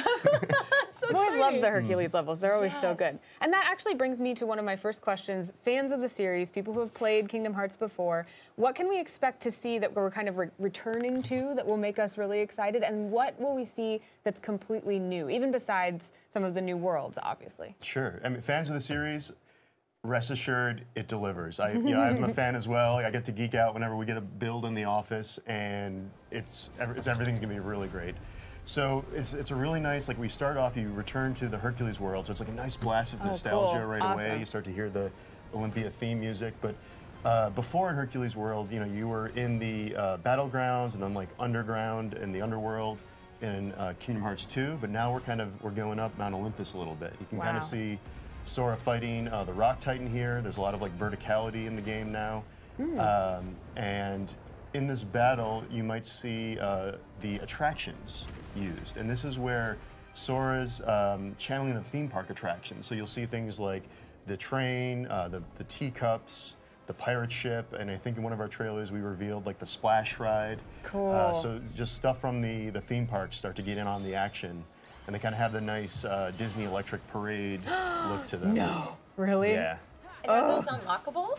Sora will unlock them as he gets through the story, and then sometimes he'll be prompted, like in the Rock Titan boss, there'll be like a special prompt, and it's like, okay, use this now. And then Sora will be like shooting fireworks at him, and then at the end, you'll have like a finishing move, and it's very powerful. There's also another change to combat, and that is the transforming Keyblades. Can you talk about that a little bit? Yeah, so this is really big for the series. So in the bottom left-hand corner, you'll see like some arrows. And as Sora attacks, those arrows will kind of like power up the Keyblade. So you'll always kind of want to be on offense. You always want to be fighting. And there are like there's 3 different levels of each Keyblade. And for the first time, Sora can equip 3 different Keyblades at the same time. Really? So you can start off with like a Toy Story attack, and then like finish off with a Monsters Inc. attack, and then like summon Rapunzel's tower, and just rain it down on the enemies. So it's a lot of fun. It like really makes the combat system like a little like richer and more creative and spectacular. So there's a little bit more strategy we can be employing in these fights? If you want, yep, if you want Cool. to, and it's just so much fun. Like people in the office when they unlock like a new move, and like there's stuff like I didn't know you could do it first. Like there's the drill claws, which is an evolution of one of the Pixar ones, and like he like sort of dives into the ground and like comes up like a mole or a badger or something, and like claws them away, and so it's just a lot of fun. Oh, that's awesome. Are there any other new pieces to combat that you can tell us about now? There's the shot lock system, which has been in the series before, where it like, gives like Sora like a melee charge attack or a missile charge attack, where he can kind of like lock onto the enemies, and then like get up to like 20 or so hits on them. And each Keyblade has its own unique shot lock animation. So one of them, like the Rapunzel Keyblade, is like more magic focused, and so it has like this really cool like prismatic effect where all these lights blast, and so each one has something worth checking out. Cool. I'm so excited. Oh, and is this our electrical parade? Yeah. Oh, that is one of my biggest nostalgias. I'm so excited for that. Oh, wow. And now inside of the combat, you can now wall run? Yeah, so fans of the series like have kind of seen some evolutions in the gameplay since like Kingdom Hearts 2. Like there's been some like different modes in some of the handheld versions, and they've kind of experimented. And like now that it's like back on consoles, on PS4 and Xbox with Kingdom Hearts 3, you get to see that everything they kind of learned on that has become like super refined, and like, okay, this is how Sora's going to be attacking. This is like everything that like worked really well in the handheld games is now in the series in this one. I was going to ask about that too. I mean, it has been so many years since Kingdom Hearts 2. Technology has changed. Game mechanics in general, trends have changed. What is it like now bringing Kingdom Hearts 3 into the world in the context of that, of how much growth there's been since Kingdom Hearts 2? Yeah, it's exciting because the game has, the series has continued on. There's still been the story, Right. there's still been the evolution of gameplay on the handhelds, but for fans that like kind of haven't played it since Kingdom Hearts 2, it's great because it's like everything that they loved, but it's just better and newer, and especially the graphics, like that leap from the HD remixes to this right now, which is like everything just stands up like to the movie quality, if not better. Yeah. Just like when I was in the Osaka studio and just kind of seeing the models, the character models, they like did all this almost by scratch, and like you see like Elsa's like sequins in her dress. It's just like you like enhance, and like getting closer, and it's just the amount of detail is like, for me it's like the textures in this one, because like the animation was always there. They always had like the Disney quality animation, but here it's like Nomura-san's like so fashionable and like so good with like clothing and stuff that like whenever I look at like the Pirates trailer or anyone's clothing is just like so intricately detailed, and that's just sort of like a fun thing to see on so many different kind of licensed properties within the game. I mean, that's where we go there to be immersed, and so the more we can have that detail and get more immersed, the better. Now, this is going to be the first Kingdom Hearts on an Xbox console. Yes. What can Xbox One owners do to catch up with the story? Well, there's definitely stuff on the internet that they can look up, and we'll definitely be trying to catch our fans up as well as we get closer to launch. So for the new fans, we'll have something to kind of catch people up, so it's like, they won't go in like completely cold. But also, I mean, it's easy to jump into the series because at this point, Xehanort, the main bad guy, he's out there. Like before, he's kind of like shadowy in some cases, like playing behind the scenes. It's kind of like a Disney movie. It's pretty clear to tell, like, okay, the evil-looking guy, like, is pretty evil. The guys in the black trench coats are looking kind of shady. So you go with, and you can tell who the heroes are because you grew up with the Disney and Pixar, and you know them, and you know who the good guys are. So once you get that, you get the main sense of the story, and then the rest is just sort of like the Nomura-san mystique about like the twists and turns that you don't expect, and that's where the fun comes in. And you were telling me about this edition that's everything in one that people can grab, right? Yeah, so there's the all-in-one edition that was announced at the Sony conference yesterday, and that's available on PSN for $99.99, and that's basically 10 Kingdom Hearts experiences. So it's the entire franchise. So we've re-released HD remixes. 1.5, 2.5, and 2.8. Those are collections of 3, 6, 9 experiences right there. So those will unlock like immediately if you're to download that today. And then Kingdom Hearts 3 would be unlocked digitally, of course, when it comes out in January. That's awesome. That's a good way to catch up as well if you haven't played the series. Absolutely. And people looking to buy Kingdom Hearts 3, I know you've got some special editions for sale on Square Enix's website, and some of them are almost sold out. So if you are a collector and you want to get the package with all the figures, you probably want to do that immediately. This is like an act fast and not like I'm trying. There's real scarcity on this one. So we do on the Square Enix eStore, there is a bundle that includes the Square Enix official line of like Bring Arts figures, and then they have the toy versions of Sora, Donald, and Goofy when they go to the Toy Story land and put on their toy costumes or toy forms. And that'll probably sell out really soon. So get on that. But then there's also the deluxe edition, and that's available, physically with retailers, and that'll include like an art book, a steel book, and a collectible pin. There's been collectible pins going back to like the HD remixes, so that'll be available in stores, and there should be enough of those for the fans that want them. Well, good. It's good timing that we unfortunately have to say goodbye, so you can run over and check those out on the website. Thank you so much for your time, Brendan. I cannot wait to play Kingdom Hearts 3. Thank you so much for all your hard work. Thanks, Kira.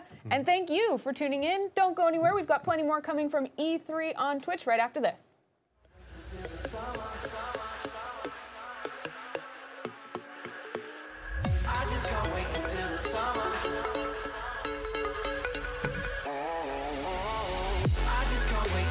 Summer, where my spirit's free, no one's stopping me now. I just can't wait until the summer, when I meet with you again. Yeah. I just can't wait until the summer, when my spirit's free, no one's stopping me now. I just can't wait until the summer, when I meet with you again. Yeah. I just can't wait. I just can't wait.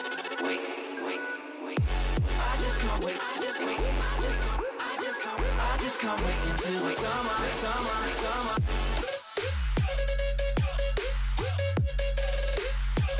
just can't wait until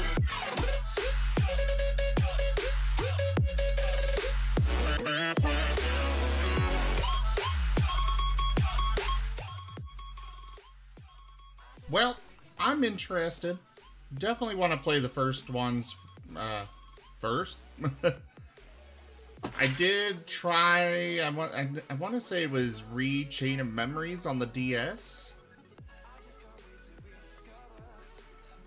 But I returned it because it just wasn't, I couldn't really get the hang of it.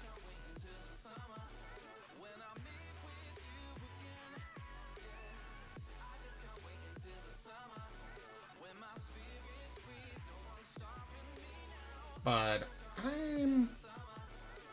I've always wanted to try out the Kingdom Hearts games.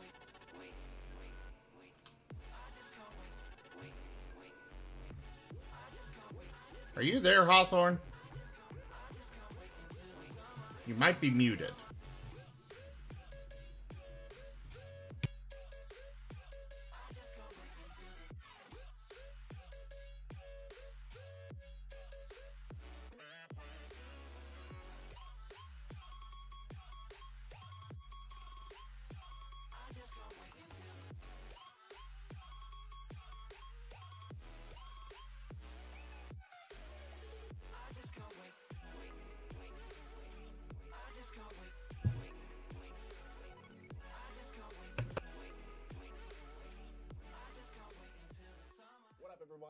Hello. Hi again. John. I'm gonna have to Jeff. go a little bit earlier than I expected. Nice and simple. This game is gonna be outstanding. Well, like thanks not for like, joining. You know, this game's gonna be outstanding. Like this game. No problem. I might be back, but So right I don't away, know. What we're gonna do is get out of the way of the whole back of the box, description thing. Yep. See ya. We're looking at the back of the box right now. What does it say about this game? This world comes for you. This is a game that aggressively seeks out the player and tries to kill it relentlessly, constantly. No That's not joy. bad, Toys R Us. That sounds interesting. There are no more. Hey! Got it. What else do we got in the back of the box, John? You get to fight the Horde. And tell me more about this Horde. Like, is it just zombie? Is there a name for them? Do you call them Freakers. zombies? No, we call them Freakers. And so you guys remember 2016 when we launched, we had this big giant sort of spectacle level where Deacon was taking on a horde. It's just another zombie game. Year, what we're doing is we're showing that it's actually playable. So I like them. It's just the game, and yeah, the goal is to destroy the horde. You have to kill well, every single freaker. It's just another zombie game. game. Lots of ways you can do it. Yeah, absolutely. There's no prescribed path at all. It's just however the player wants to strategize. The game's going to deliver on whatever he plans to do, as long as he doesn't get overwhelmed. That which is happening almost right now. Yeah, so he's coming close here. A couple things to point out here is that the frame rate's pretty solid. We're locked at 30, and we have it running on the PS4 standard at 30 as well. So this has got more final lighting than what you've seen earlier.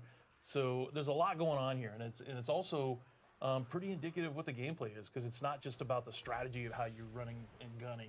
It's also about what you brought with you. Yeah. The bike plays an important part. Your skills that you've acquired and your attributes that you've kind of upgraded along the way through some plot element. But the player can become stronger, and he needs to be stronger and over-equipped in order to deal with this. So how does that work in terms of level progression? When you encounter the freakers, are there certain regions where freakers are stronger than other freakers, or is it as you grow stronger, they will too? You're going to encounter different kind of scenarios and configurations of things, and just more numbers. This right here, this is one of the later end hordes, but this is still just what I call a baby horde. There's a bigger horde. Baby horde, yeah. They're adorable. They're hordes throughout the world. They're all equally strong all the time. So as a player, when you first start playing the game, Deacon, if he's smart, he's going to run from a horde when he sees it. You're not going to be doing this because you don't have the strength, you don't have the stamina, you don't have the health, you don't have the arsenal. There's a whole set of skills that you can unlock, like being able to reload on the run, etc. That's what I was going to ask about the skill tree. Yeah. You pick up more skills as you go along. Yeah, you gain experience. Okay, so cool. The more experience you earn, then you have points that you can spend across 3 different skill trees. Perfect. So do you only acquire experience by encountering the freakers, or are there other activities you can do to gain experience? All sorts of ways to do it. Standard, combat engagement, but there are things you can do around the world. Engaging certain gameplay systems we haven't revealed yet, but there's all kinds of things that provide experience and other types of rewards a player must use to upgrade his weapons and his bike with encampments in the world. But you're a bounty hunter, right? So you can do jobs where they send you out to, collect bounties, because there's, the world is filled with all kinds of murderers, and other people that the human encampments want to get rid of. So that's part of the game, and there's all kinds of missions you can complete, and those will also earn you experience. So this is completely like open world. You go to wherever you want, kind of a thing. I mean, obviously, if there's an obstacle that you can't tackle yet because you're not strong enough, that'll stop you. But like, is it more linear, or is it like more explorative? It's completely open world. Excellent. Cool. It's a completely contiguous open world that the player can explore every building and interact with most cars to find his equipment. But it's a complete open world that is really detailed too. This is probably the most detailed game that we've ever done. But it's almost like the linear kind of third-person shooter games we used to make, where they were just like Uncharted and Siphon. It's like that level of detail that we did in Golden Abyss, but in an open world, and more of that detail too. And we wanted to bring the same narrative to the experience as well. So we wanted it to be tonally consistent, and like you're seeing some cinematics now from this level called "You Got a Death Wish," which is where we've already introduced the character of Boozer, which is Deacon's only surviving friend from the MC from before the world ended. I just saw him being chased. Right? I'm going away. Yeah, and that's the goal here, is he's going to pull as many as he can, and then Deacon's going to go in on foot. Which happens to be a viable strategy in gameplay as well later on. You can use your bike to Pied Piper a bunch of NPCs into an enemy camp. Freakers into an enemy camp. So if you had like a bounty, you could probably just go in there and like, get them all. You can totally do that. That's sick. Yeah. And that's actually one of the other things on the back of our box, which is strategic sandbox combat. Nice. Is that the world there's a lot of variables in the world, and a lot of weapons and skills, and his motorcycle, a lot of things the player has, a lot of tools he has to kind of manipulate those variables in the world and just kind of accomplish all of his goals in any way he sees fit, or that he can imagine. But it's all in the context of a narrative. So that's, again, kind of one of the things I want to really emphasize, is that in this demo you can see that it started with a cutscene, and then Deacon's right into the open world, and this is a wide linear sequence, and he can do whatever he wants. But his goal is to get this bike part, and then towards the end of it, his friend is attacked by Rippers, which is one of our enemy types. They're a cult that worships freakers, and they try to dress like them, they try to be like them, and and Deacon has to save his friend from these cults. Kinda. And again, so it goes cutscene, and then it's open world gameplay, and then it's cutscene. And it's really just trying to tell a story using the dynamic systems in the world to set up the reason why you're out here and why you care. I noticed there's some attention to detail here, and for anybody who knows anything about MCs and stuff, one of the characters wearing a 1%er patch. What other what research went into like that? Did you guys travel with, with an MC and shit? Like, are you part of one?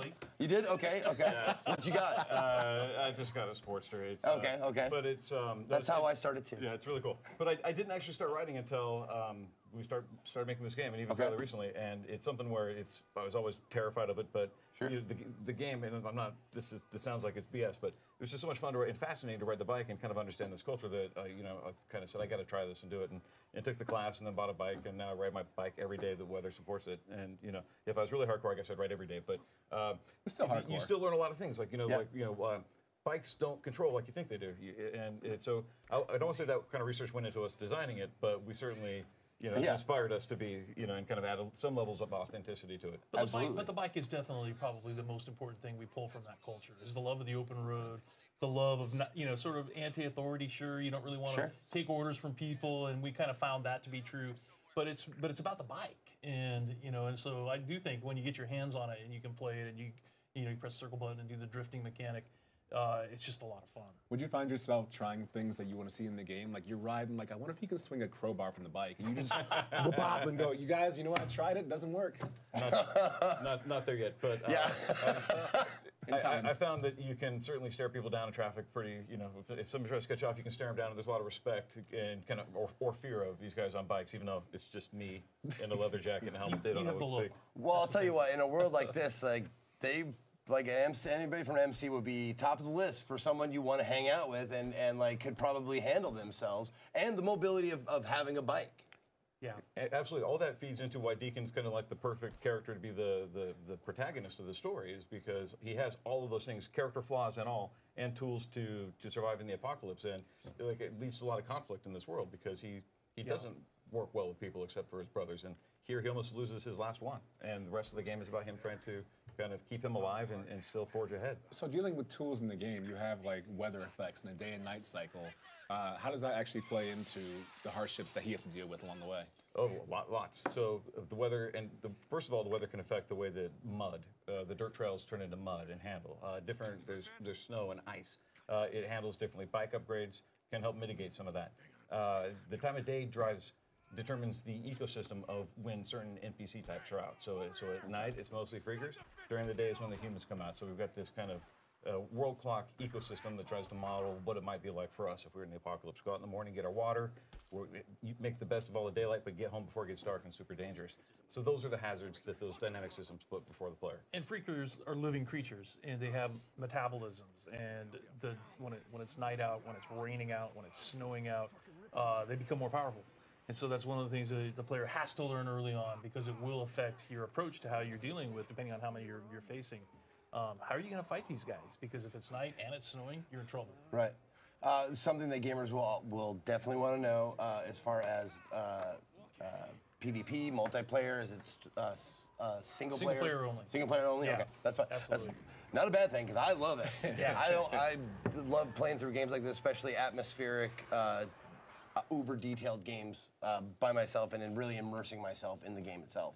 So. Yeah, we felt really strongly early on that we just wanted to craft a compelling single-player experience in a dynamic open world.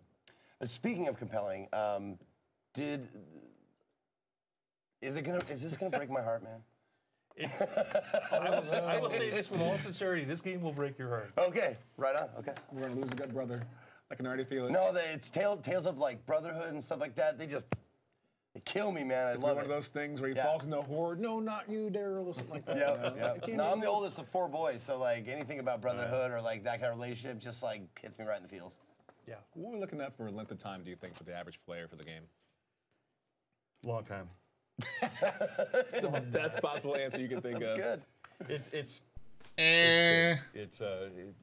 We look back on when we play this thing and the massive loops it takes just to kind of evaluate the whole thing, and we just somehow we made a giant game with a team that we we can't quantify it yet. So and we have different play styles. We definitely do. So we're not trying to put like an actual number on the amount of hours, but it's a lot. But your play style definitely will factor into it. Yeah, because I'm Golden Path. I like to just get through the story, and it still took me hours and hours and hours. And Jeff liked to sort of play around a little bit more and be more of a completionist. Yeah. So I'm 100%. You can crack it. You can 100%er. I'm a 1%er. Yeah. Hey, I'm a 0%er. So you will have plenty of value in this game for sure. So for gamers who do want to get more information on this and find out more details on it, where can they go for that? It's a good question. Probably PlayStation and definitely the PlayStation side. So we just released a new trailer that has our release date, which is February 22nd. Yeah. And there's a blog post there as well that I wrote that just kind of gives you an outline of what you're seeing in the trailer. Social media, Twitter?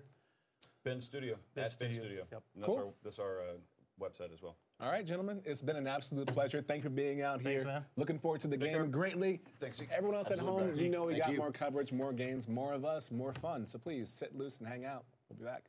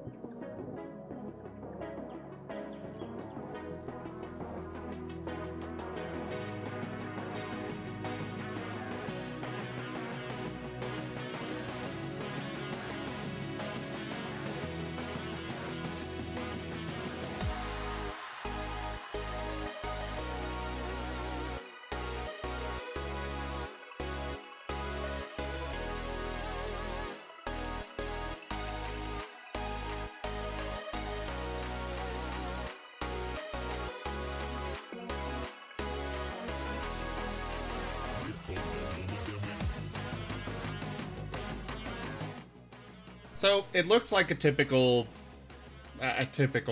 zombie game. That's really all there is to say about it. But now we've got Bethesda coming up. Probably really just Fallout 76 is what I'd guess. It might have more. I do hope that it does. Maybe a little. I know they'll be asked about Elder Scrolls 6. That's a given. They're gonna talk about Starfield. That's also a given. But I'm sure they'll be asked about Elder Scrolls 6, and they're just gonna be like, no info yet. Just no. But maybe we'll find out where it's based at least. That would be nice. That alone would be nice.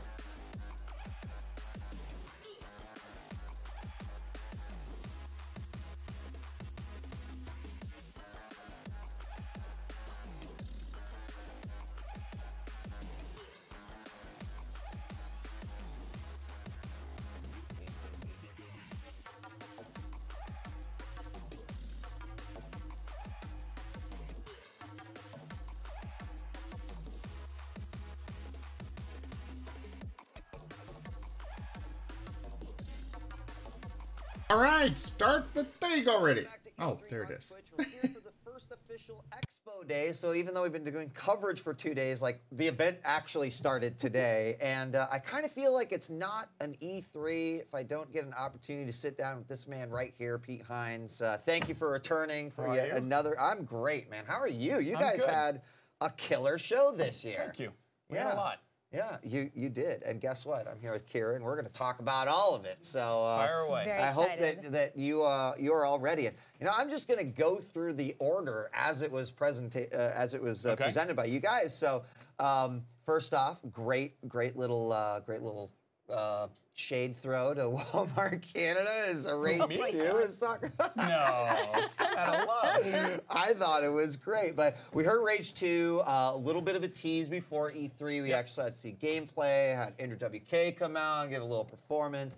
Talk to us a little bit about sort of Rage 2 and where you want to go with it. Rage 2 is coming together two studios, Avalanche Studios, who are really well known for their sort of big, open, like do whatever you want sandbox type games. And id, who's really well known for first-person shooters. Right. And bringing a first-person shooter perspective to the kind of stuff that Avalanche does to do big, over-the-top open world, like crazy.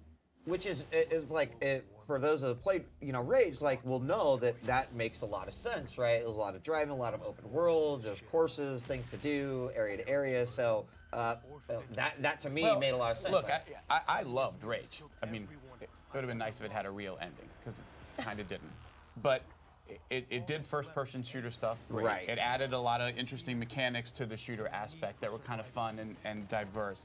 The thing that it didn't do nearly as well of is you did a lot of driving, but it wasn't a lot of driving with purpose. You were driving through the world, but it wasn't like, oh, there's all the stuff that I'm finding to stop and do. It was a lot of like A to B, and then I do a thing, and then I drive back, and there's some combat along the way. But this is really the evolution of kind of where we always wanted to go with Rage, which is, kind of like some of the stuff that BGS does. Which is, not dissimilar to what Avalanche does. Obviously not role-playing, but, everywhere there's content, everywhere there's stuff to do. There's bandit camps, there's caravans, there's really diverse areas to explore. Another thing, like Rage did every version of Brown you can stick in a video game. And this time we thought, maybe we go into the crayon box and get a little bit more creative with, let's try some greens and reds. And so a lot of very different types of environments. You'll see swamps and forests. You see in some of the footage that we're showing, you still get that desert wasteland. But the idea is that some of these pods have dropped and started to rebuild the ecosystem. And as a result, you get a lot more diversity in your environments. But we have all these different clans that are bringing different personalities and it's just open world chaos. Yes, it's got a story, but So, like lots of different types. The of first vehicles. Rage, They did the Mad Max I heard was so bringing relatively stuff to the shooter, and it's underwhelming. It's already so much fun to play, and we have till. I mean, it wasn't so much that it was bad, just kind of. Absolutely. Eh? That sounds like a blast. It jumps ahead to a point in the story where it's not like, oh, I don't really understand what's going on. And look, this is true for a lot of the stuff that we as a publisher. So if this turns out well, that would be cool. Point for a new player, we never assume like you have. It's a really terrible approach from a marketing standpoint. If like you have to have played every Elder Scrolls game or every Fallout game, so we want every time for it to be, look, I'm just coming into this. What the hell is going on? We got you. We're gonna explain, and then you just go nuts. Sounds like fun. And I remember that was actually on stage last year. You talked a little bit about that with the Evil Within 2, and that question as well. And you guys handled that really well. So, all right, Rage 2, spring 2019. You guys also talked about your Elder Scrolls Legends rework, which. Not only kind of like changing how the game is done, but even some rule reworks as well. And that's available pretty soon, right? Well, so it's Elder Scrolls Legends is out right now. So PC, Mac, phone, and tablets. The new rework of all the UI and the cards and all the refresh that we've done is looking like next month. Okay. But obviously, you can start playing on any of those existing platforms now. And then later this year, coming to Xbox One, coming to PS4, coming to Nintendo Switch. Free to play, super fun, and if you play today, our game works across all devices. So no matter what game you start, device you start playing on, you log in with your BethesdaNet account. I mean, I've literally switched devices in the middle of a match where like my phone died and I quickly pull up my laptop. That's next level. And you load the game and like it knows right exactly where I'm supposed to be. Awesome. So it'll continue across all of the console versions. Awesome. Elder Scrolls Legends fans will be happy about that, and hopefully new fans will check out the rework as well. One I'm very excited for. We're not going to get too much information until QuakeCon, which is in August, one of my favorite events, but Doom Eternal, my Twitter timeline definitely blew up over this one, especially just seeing, you know, hell on earth and what might come. I'm sure, because as you mentioned, we're going to get more come QuakeCon, which is appropriate, but I'm just going to ask the question, I think Doom was one of those games that surprised me so much, because like having that deep connection with the game early on is like, Doom Eternal Royale. Done on an epic level. So I have to imagine the team is super excited about Doom Eternal, because the response for what you get with Doom was amazing. It's insane. Yeah, absolutely. And I think everything they've done for this is to, you know, I feel like we really surpassed expectations to a wide extent, because there was that hesitance of, like, can they take this old school game and bring it and make it relevant? And in every conceivable way, they answered that question. Yes, absolutely. You know, your character doesn't even talk, but he had such a great personality, and the movement and the speed and all of that. And as you heard them talk about on stage, like really upping their game on movement and speed, and they have some great surprises in store there. Twice as many demons. Yeah, so, you know, the fun of Doom is this sort of combat chess of all of these different types of demons and how am I going to work my way through this. And the notion that, like, you have to always be moving forward. Taking cover is a terrible idea. Like, the way you stay alive rocket launchers solve more problems is killing things, and not just killing things with weapons, but, you know, finishing moves with your hands, and like that's how to get to the really good stuff. Chainsawing a guy to get a critical amount of resources at the right moment. So really leaning into that with a lot more demons to bring to the table. And then the Hell on Earth aspect, which I think is something that a lot of fans of Doom have really wanted to see them bring that back.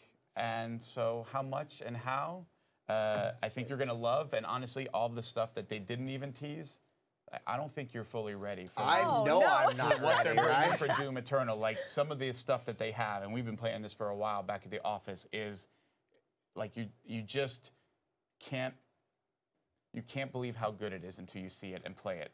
What was teased looks amazing, like insane. So I can't wait to see what's coming up next. It's going to be really great. I think, and unlike last time where we teased Doom and then showed it at QuakeCon, but it was only for folks there.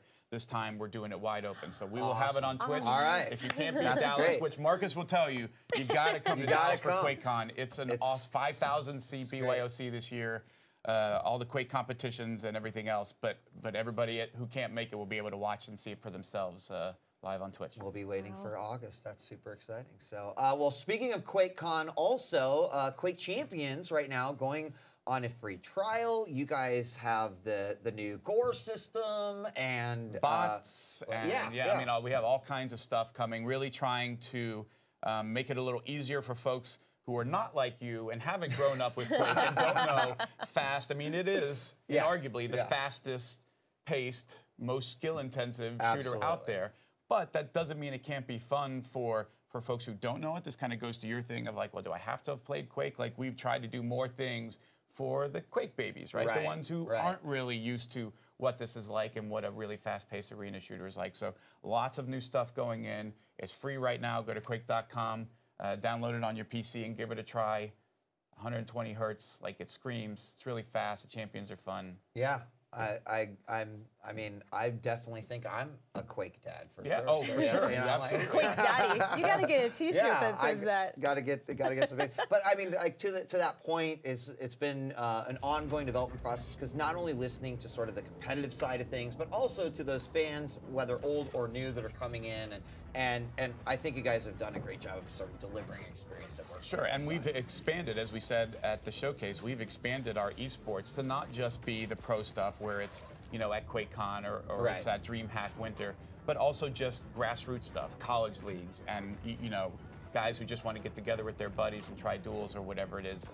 You know, that there's competition at every level, but it's just a really fun community to just jump in and play the game. Like the esports part doesn't have to be a part of it. Like, it's just a fun game to play and a really fun community to be a part of. That's really great to hear. There are a lot of esports communities where it's really intimidating or they're not really that welcoming. So to hear that the Quake community is welcoming to newbies, Absolutely, that yeah, is really absolutely. encouraging. And the game is now much more welcoming to those newbies as well, in terms of giving you an experience where you can start to wrap your head around, okay, I understand how this game works. I understand the importance of drops and power-ups and timing and the strategy around all that. That's awesome. Well, we'll definitely see more at definitely see him in QuakeCon there, for Quake Championship. Prey fans were excited because not only did you guys drop an update that offered some new modes, but also talk a little bit about Moon Crash. And one of our hosts, Zeke, was just like, if I don't see Prey stuff, I'm going to freak out. So he's like the #1 fan over there. But I think every Prey fan that I've seen on Twitter was definitely, they were very excited. Well, because they were just hoping for news, but not only did we give them news, we're like, by the way, just go do it right now. So yeah, as you said, we made an available update that adds a bunch of new modes, Game Plus, survival mode. We also released a brand new DLC called Moon Crash. That's basically a roguelike version of Prey. It's set on the moon, and you have to try and escape the moon. But it's every time that you play through, it's slightly different, and your progress each time matters for your next playthrough and your strategy of like trying to get off the moon. So far the reaction has been awesome, and then we got more coming this summer. We're doing the Typhon Hunter, which is a 5v1 where players can play as a mimic or the guy who's hunting the mimics, and so the mimics can change into different objects and team up with each other to, and then we're even doing a VR mode for that. So like we have so much Prey stuff going on right now. I think they went from being really worried to being super overwhelmed, like holy crap, I don't know what mode to play or what to do first. That's a great place for. It's a lot of content to drop like that. It's a ton. That's great. And it's really fun to be able to do a surprise like that, where like they're hoping for news, but it's like, nah, you can go do it right now. It's up on Xbox Live. It's up on PS4. Yeah, when it comes to Prey, I'm really surprised with it. One of my favorite scenes from a video game last year was the end of Wolf 2. And then you guys dropped Wolfenstein Youngblood. I don't care about that. I'm going to keep talking about Prey. I've been interested in Prey, just haven't had the money to pick it up. But when it comes to Prey, I'm really surprised that they released all of those game modes for free. It runs into a problem though, because now the DLC, the paid content, seems rather underwhelming. It's kind of like, eh? It depends on the price that it depends on how much they charge for the DLC for Prey. I don't know how much, if they've announced that price or not yet. I wonder, is it on Steam? I'm sure it is. Let's try a different era. Let's try a different approach to the gameplay where it's, you know, you're working together either with AI or with another player and all. Moon Crash. Holy crap, that's $20. Oh, jeez. Okay, in my opinion, the DLC for Prey is not worth it. I am glad that they released the. I'm glad that they released that DLC for free. Okay, so it looks like you can get the Prey and the DLC for $10 less than buying both solo, but still. It's kind of one of those. They screwed themselves for the DLC when they decided not to give. When they decided not to give good. A 8-month pregnant woman sliding by a bunch of Nazis and chucking multiple grenades. Right. Like, it's not trying to be. Sorry, a little distracted looking at the video. They kind of screwed themselves releasing all of that for free. I'm glad they did, but again, it's one of those where asking $20 for this, which seems to be just randomized, go as long as you can kind of thing. Obviously, you know your audience. Anyways. And you played to that, and I thought it was phenomenal. So it was really well done. Well, my favorite part is just like, so for Todd's part, I actually I didn't want to be in the green room, so I walked around the side of the stage because I wanted to be like in the room and to feel the groan of people who are like, oh God, they're really doing another Skyrim, and they're like, oh my God, this is hilarious, like. And now I really kind of want that game, and I wish it wasn't a joke, and then they find out it's not a joke. Right, right. It was kind of like mind-blowing in a way. We trolled them, and then we kind of trolled them again. Like, it was a lot of, it was literally just a joke that we wanted to make that actually, we were like, oh, we could actually make this a game. It's not. Meta joke. Yeah, and then we were like, well, now we have to. Like, it's an even better joke. Okay, but when is it going to drop for my smart fridge? That one might take a little longer. All right, and then you guys kind of then said, hey, we're going to close out the show in an incredible way. We had heard about Fallout 76, but Todd came on and unleashed a bunch of information, online, nukes, 100% dedicated servers, the beta. I just from the noise you make here, that's excitement to the next level. Okay. So yeah, no, I sweet talked my way onto this stage for this conversation. Well, then what question? I was going to say you should ask the first question. Why don't you go ahead and talk about it, and then I'm going to ask all kinds of questions. There you go. Fallout 76 is another Fallout game. It's a prequel to all the others. I have very in-depth questions. Are you ready? Go. Okay.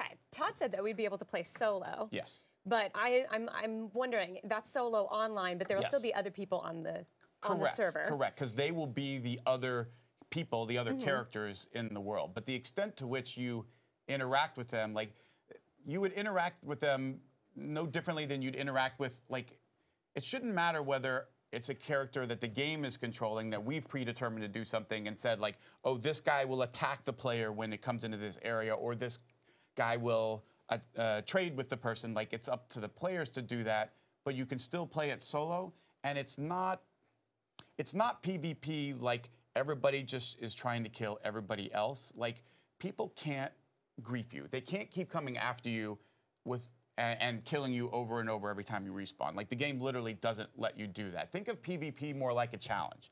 Like, I'm going through the world and I decide that I'm playing as kind of like, I'm gonna mess with people and be sort of a raider and like not have a base and just move around and so forth. If I see Marcus moving across, I can be like, hey, you wanna go? And you can be like, no, I'm good. And like, well, maybe there's a conflict there, but I can't just keep coming back after you. Like, if there is a conflict and you die and you're like, yeah, I'm good, like, then that's kind of the end of it. So you don't lose your progression, you don't get looted, you don't lose any of that stuff. We don't want it to be hardcore in terms of you lose progression when you die. It's supposed to be, you know, Todd used the word softcore. It's supposed to be fun. It's supposed to be a role-playing game. You have a character, you have stats and abilities, you're leveling up, you're getting better at stuff, not just it's a free-for-all, because that's just not what it's supposed to be. A role-playing game in a role-playing world, and it's post-apocalyptic, so it's supposed to be about what would the other people be like in this world. Well, I want to be a nomadic trader that trades with us. Well, then you should. Hey, I want to be a part of the Minutemen. Well, then you should start the Minutemen. Like, you be in the Minutemen and run around and help people. And like, I need help defending my settlement. Okay, I'll do it, but I want some money for that. Like, however you want to play it, like that's what role-playing can be. It can be lots of other things. It can be very scripted and dialogue trees and so forth, but it can also be like D&D. It can be like there's a very limited, there's very few rules, and you decide how you want to interact and what you want to do. It's actually funny you said D&D, because you know, when I was watching and listening to Todd, I kind of said to myself, like, oh man, this is like a role player's dream. Actually, like, I could definitely see a lot of people playing the game in that way, which is sure. Awesome. But like, if you want to do the kind of stuff that you're probably used to in Fallout games, which is, look, I just want to do quests and I want to find cool areas to explore. Now, like, yes, you should do all of that. Like, of course, there's all of that in the game. There is a ridiculous number of quests. The map is 4 times the size. Like, it's absolutely massive. But you can do that and then decide at any given moment, hey, I do want to join up with somebody, or somebody invited me to group up to finish this quest or to do this thing, and I want to. Like, it's an option. It's a thing that you can choose to do however you want to play. So there aren't any NPCs in this. Correct. Are we relying on players to become traders then? You can use players as trader, but you don't, like anything, you can use the camp system and build and create workshops and stuff to create stuff. You can just find that stuff in the world. You can build it yourself. Like, So it's to whatever extent you want. Like there's already crafting stations in the world. Again, just like you'd find in any Fallout game, right? You don't have to build a cook fire to make food for yourself. Like you will just find those out in the world if you want to like not be tied down to any one place. Or you could be like some folks did in Fallout 4, which is like, this is my home and I'm going to build it up and protect it from you know, creatures and other people, or I'm going to invite people and they can build as part of your thing and build an even bigger settlement. So it's up to the player to decide what of that they want to do and how they want to do it. I just had one question in regards to, you know, what you've been talking about. Is like, is it possible that I might be able to have a character who's good and then my character who's bad?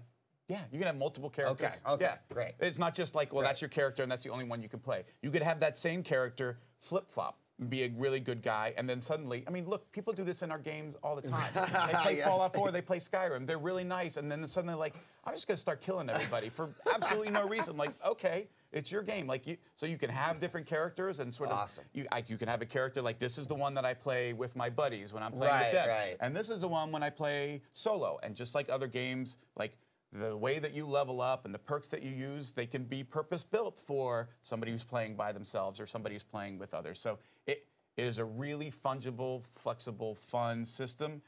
And we're trying to do it in a way that keeps people from too much of the negative, which is like, people keep screwing with me or screwing with my game. Like, yeah, we have a way to sort of stop them from doing that to the extent where it bothers you. Like, there still needs to be some tension, right? I see a person, like, are they helpful? Are they friendly? Are they not friendly? And that's actually the excitement but of it, like shouldn't not be any knowing. different than like I see a death claw. Like I'm not getting griefed by a death claw when I keep trying to kill it and it kills me 5 times in a row. Like that's just the game. But we want you in the same way to opt into that. No, I'm going to kill that thing. I'm going to get that guy or that lady that got me. You can opt into that, or you can be like, just like you would with the death claw that's in that spot. Be like, nah, I'm good. I'm going to go this way, and they can't mess with you, and you can just keep playing. One of my favorite things about the Fallout games is the soundtracks. Is this going to have a radio station we can listen to? Is that I can't talk about this space? Oh, okay. All right, fair enough. I love the soundtrack so much. It's definitely an iconic part. Oh my God, so amazing.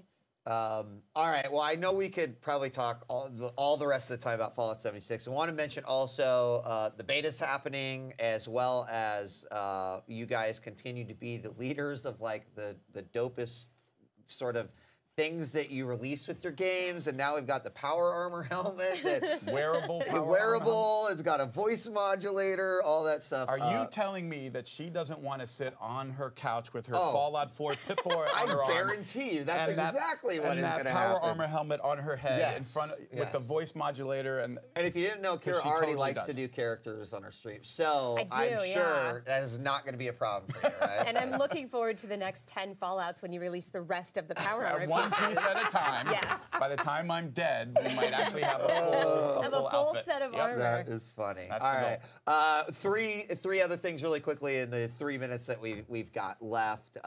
Let's talk about Elder Scrolls Blades. I was actually excited. In fact, in our pre-show, we talked about will we see more mobile? Well, of course, you guys announced Fallout Shelter for PS4 and Switch, and we were excited about Fallout Shelter as you released it 2 years ago. But you did, and was something I think that a lot of fans are really excited about, and certainly I'm excited about, and that's Elder Scrolls Blades. It's a full-fledged Elder Scrolls console quality experience that plays on your phone. Yeah, we have it in our booth that folks are already lined up to play it. It's awesome. I know it kept on being said, it's like, you won't believe it, look at what these phones can do. And it's like, yeah, people, look at what phones can do these days.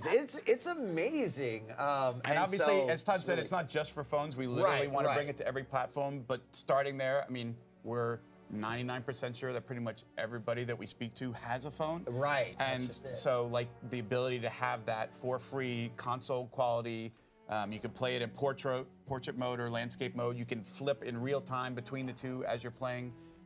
It looks amazing. Folks have been having a blast with it so far in the booth. It'll be out this fall. You won't have to wait too long.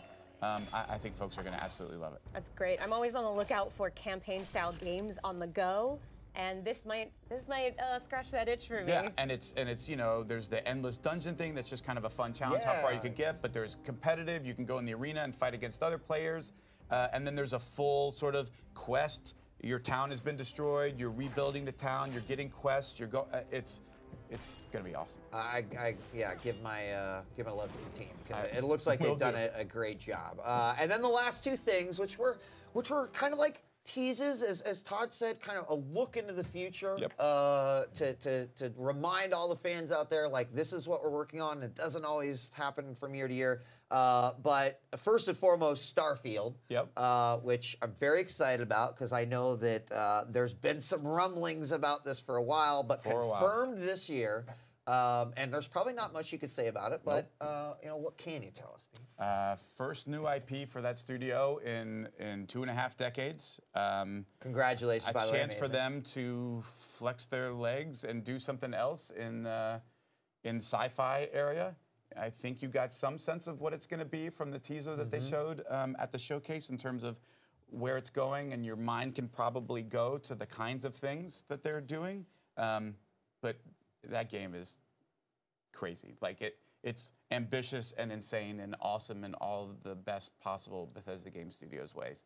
But look, this and the next one you're about to ask me about. Take us home, Pete. We're both part of a desire to just give folks a little bit more of a view into where is the studio headed. You know, look, the Starfield thing, we filed a trademark, like folks knew about it. Todd said a couple years ago, yes, I'm eventually going to make a TED 6 game. But, you know, I got these other things, and we just had conversations with myself and folks on my team to say, look, how about if we just lay out a little bit of a roadmap? Not give years, not give timing, but just say, hey, here's where we're going next, and here's the one after that, and here's the one after that, so that everybody's sort of on board, and we don't have to be cute and dance around, you know, which one is which and what we're doing. So. Yeah, well, I mean, you certainly gave us plenty to be excited about while, you know, we wait for more news on the other ones. Any final questions, Kira, before we wrap up? No, I'm just filled with excitement about the future Bethesda games. There's so much to play. Yeah. Very excited.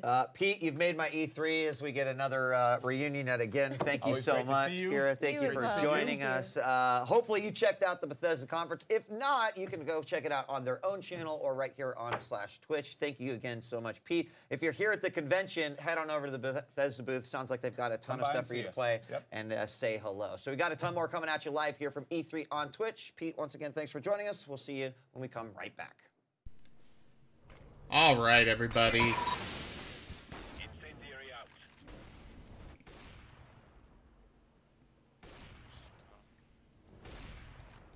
Thank you so much for joining me for E3 today, everyone. That is the end of the first part of the stage show today. I'm going to go ahead and stop the stream here and start it back up in just a moment. Just splitting up the videos for YouTube so they're not too terribly long. Anyways, thank you so much for joining. Thank you to all of my supporters, my donators and patrons and subscribers. You guys make sure that I keep making this content. This will be up on YouTube soon. And if you're on YouTube, come check out my Twitch channel where I stream live every day. Yeah, every single day. Thanks for joining, and I bid you all adieu.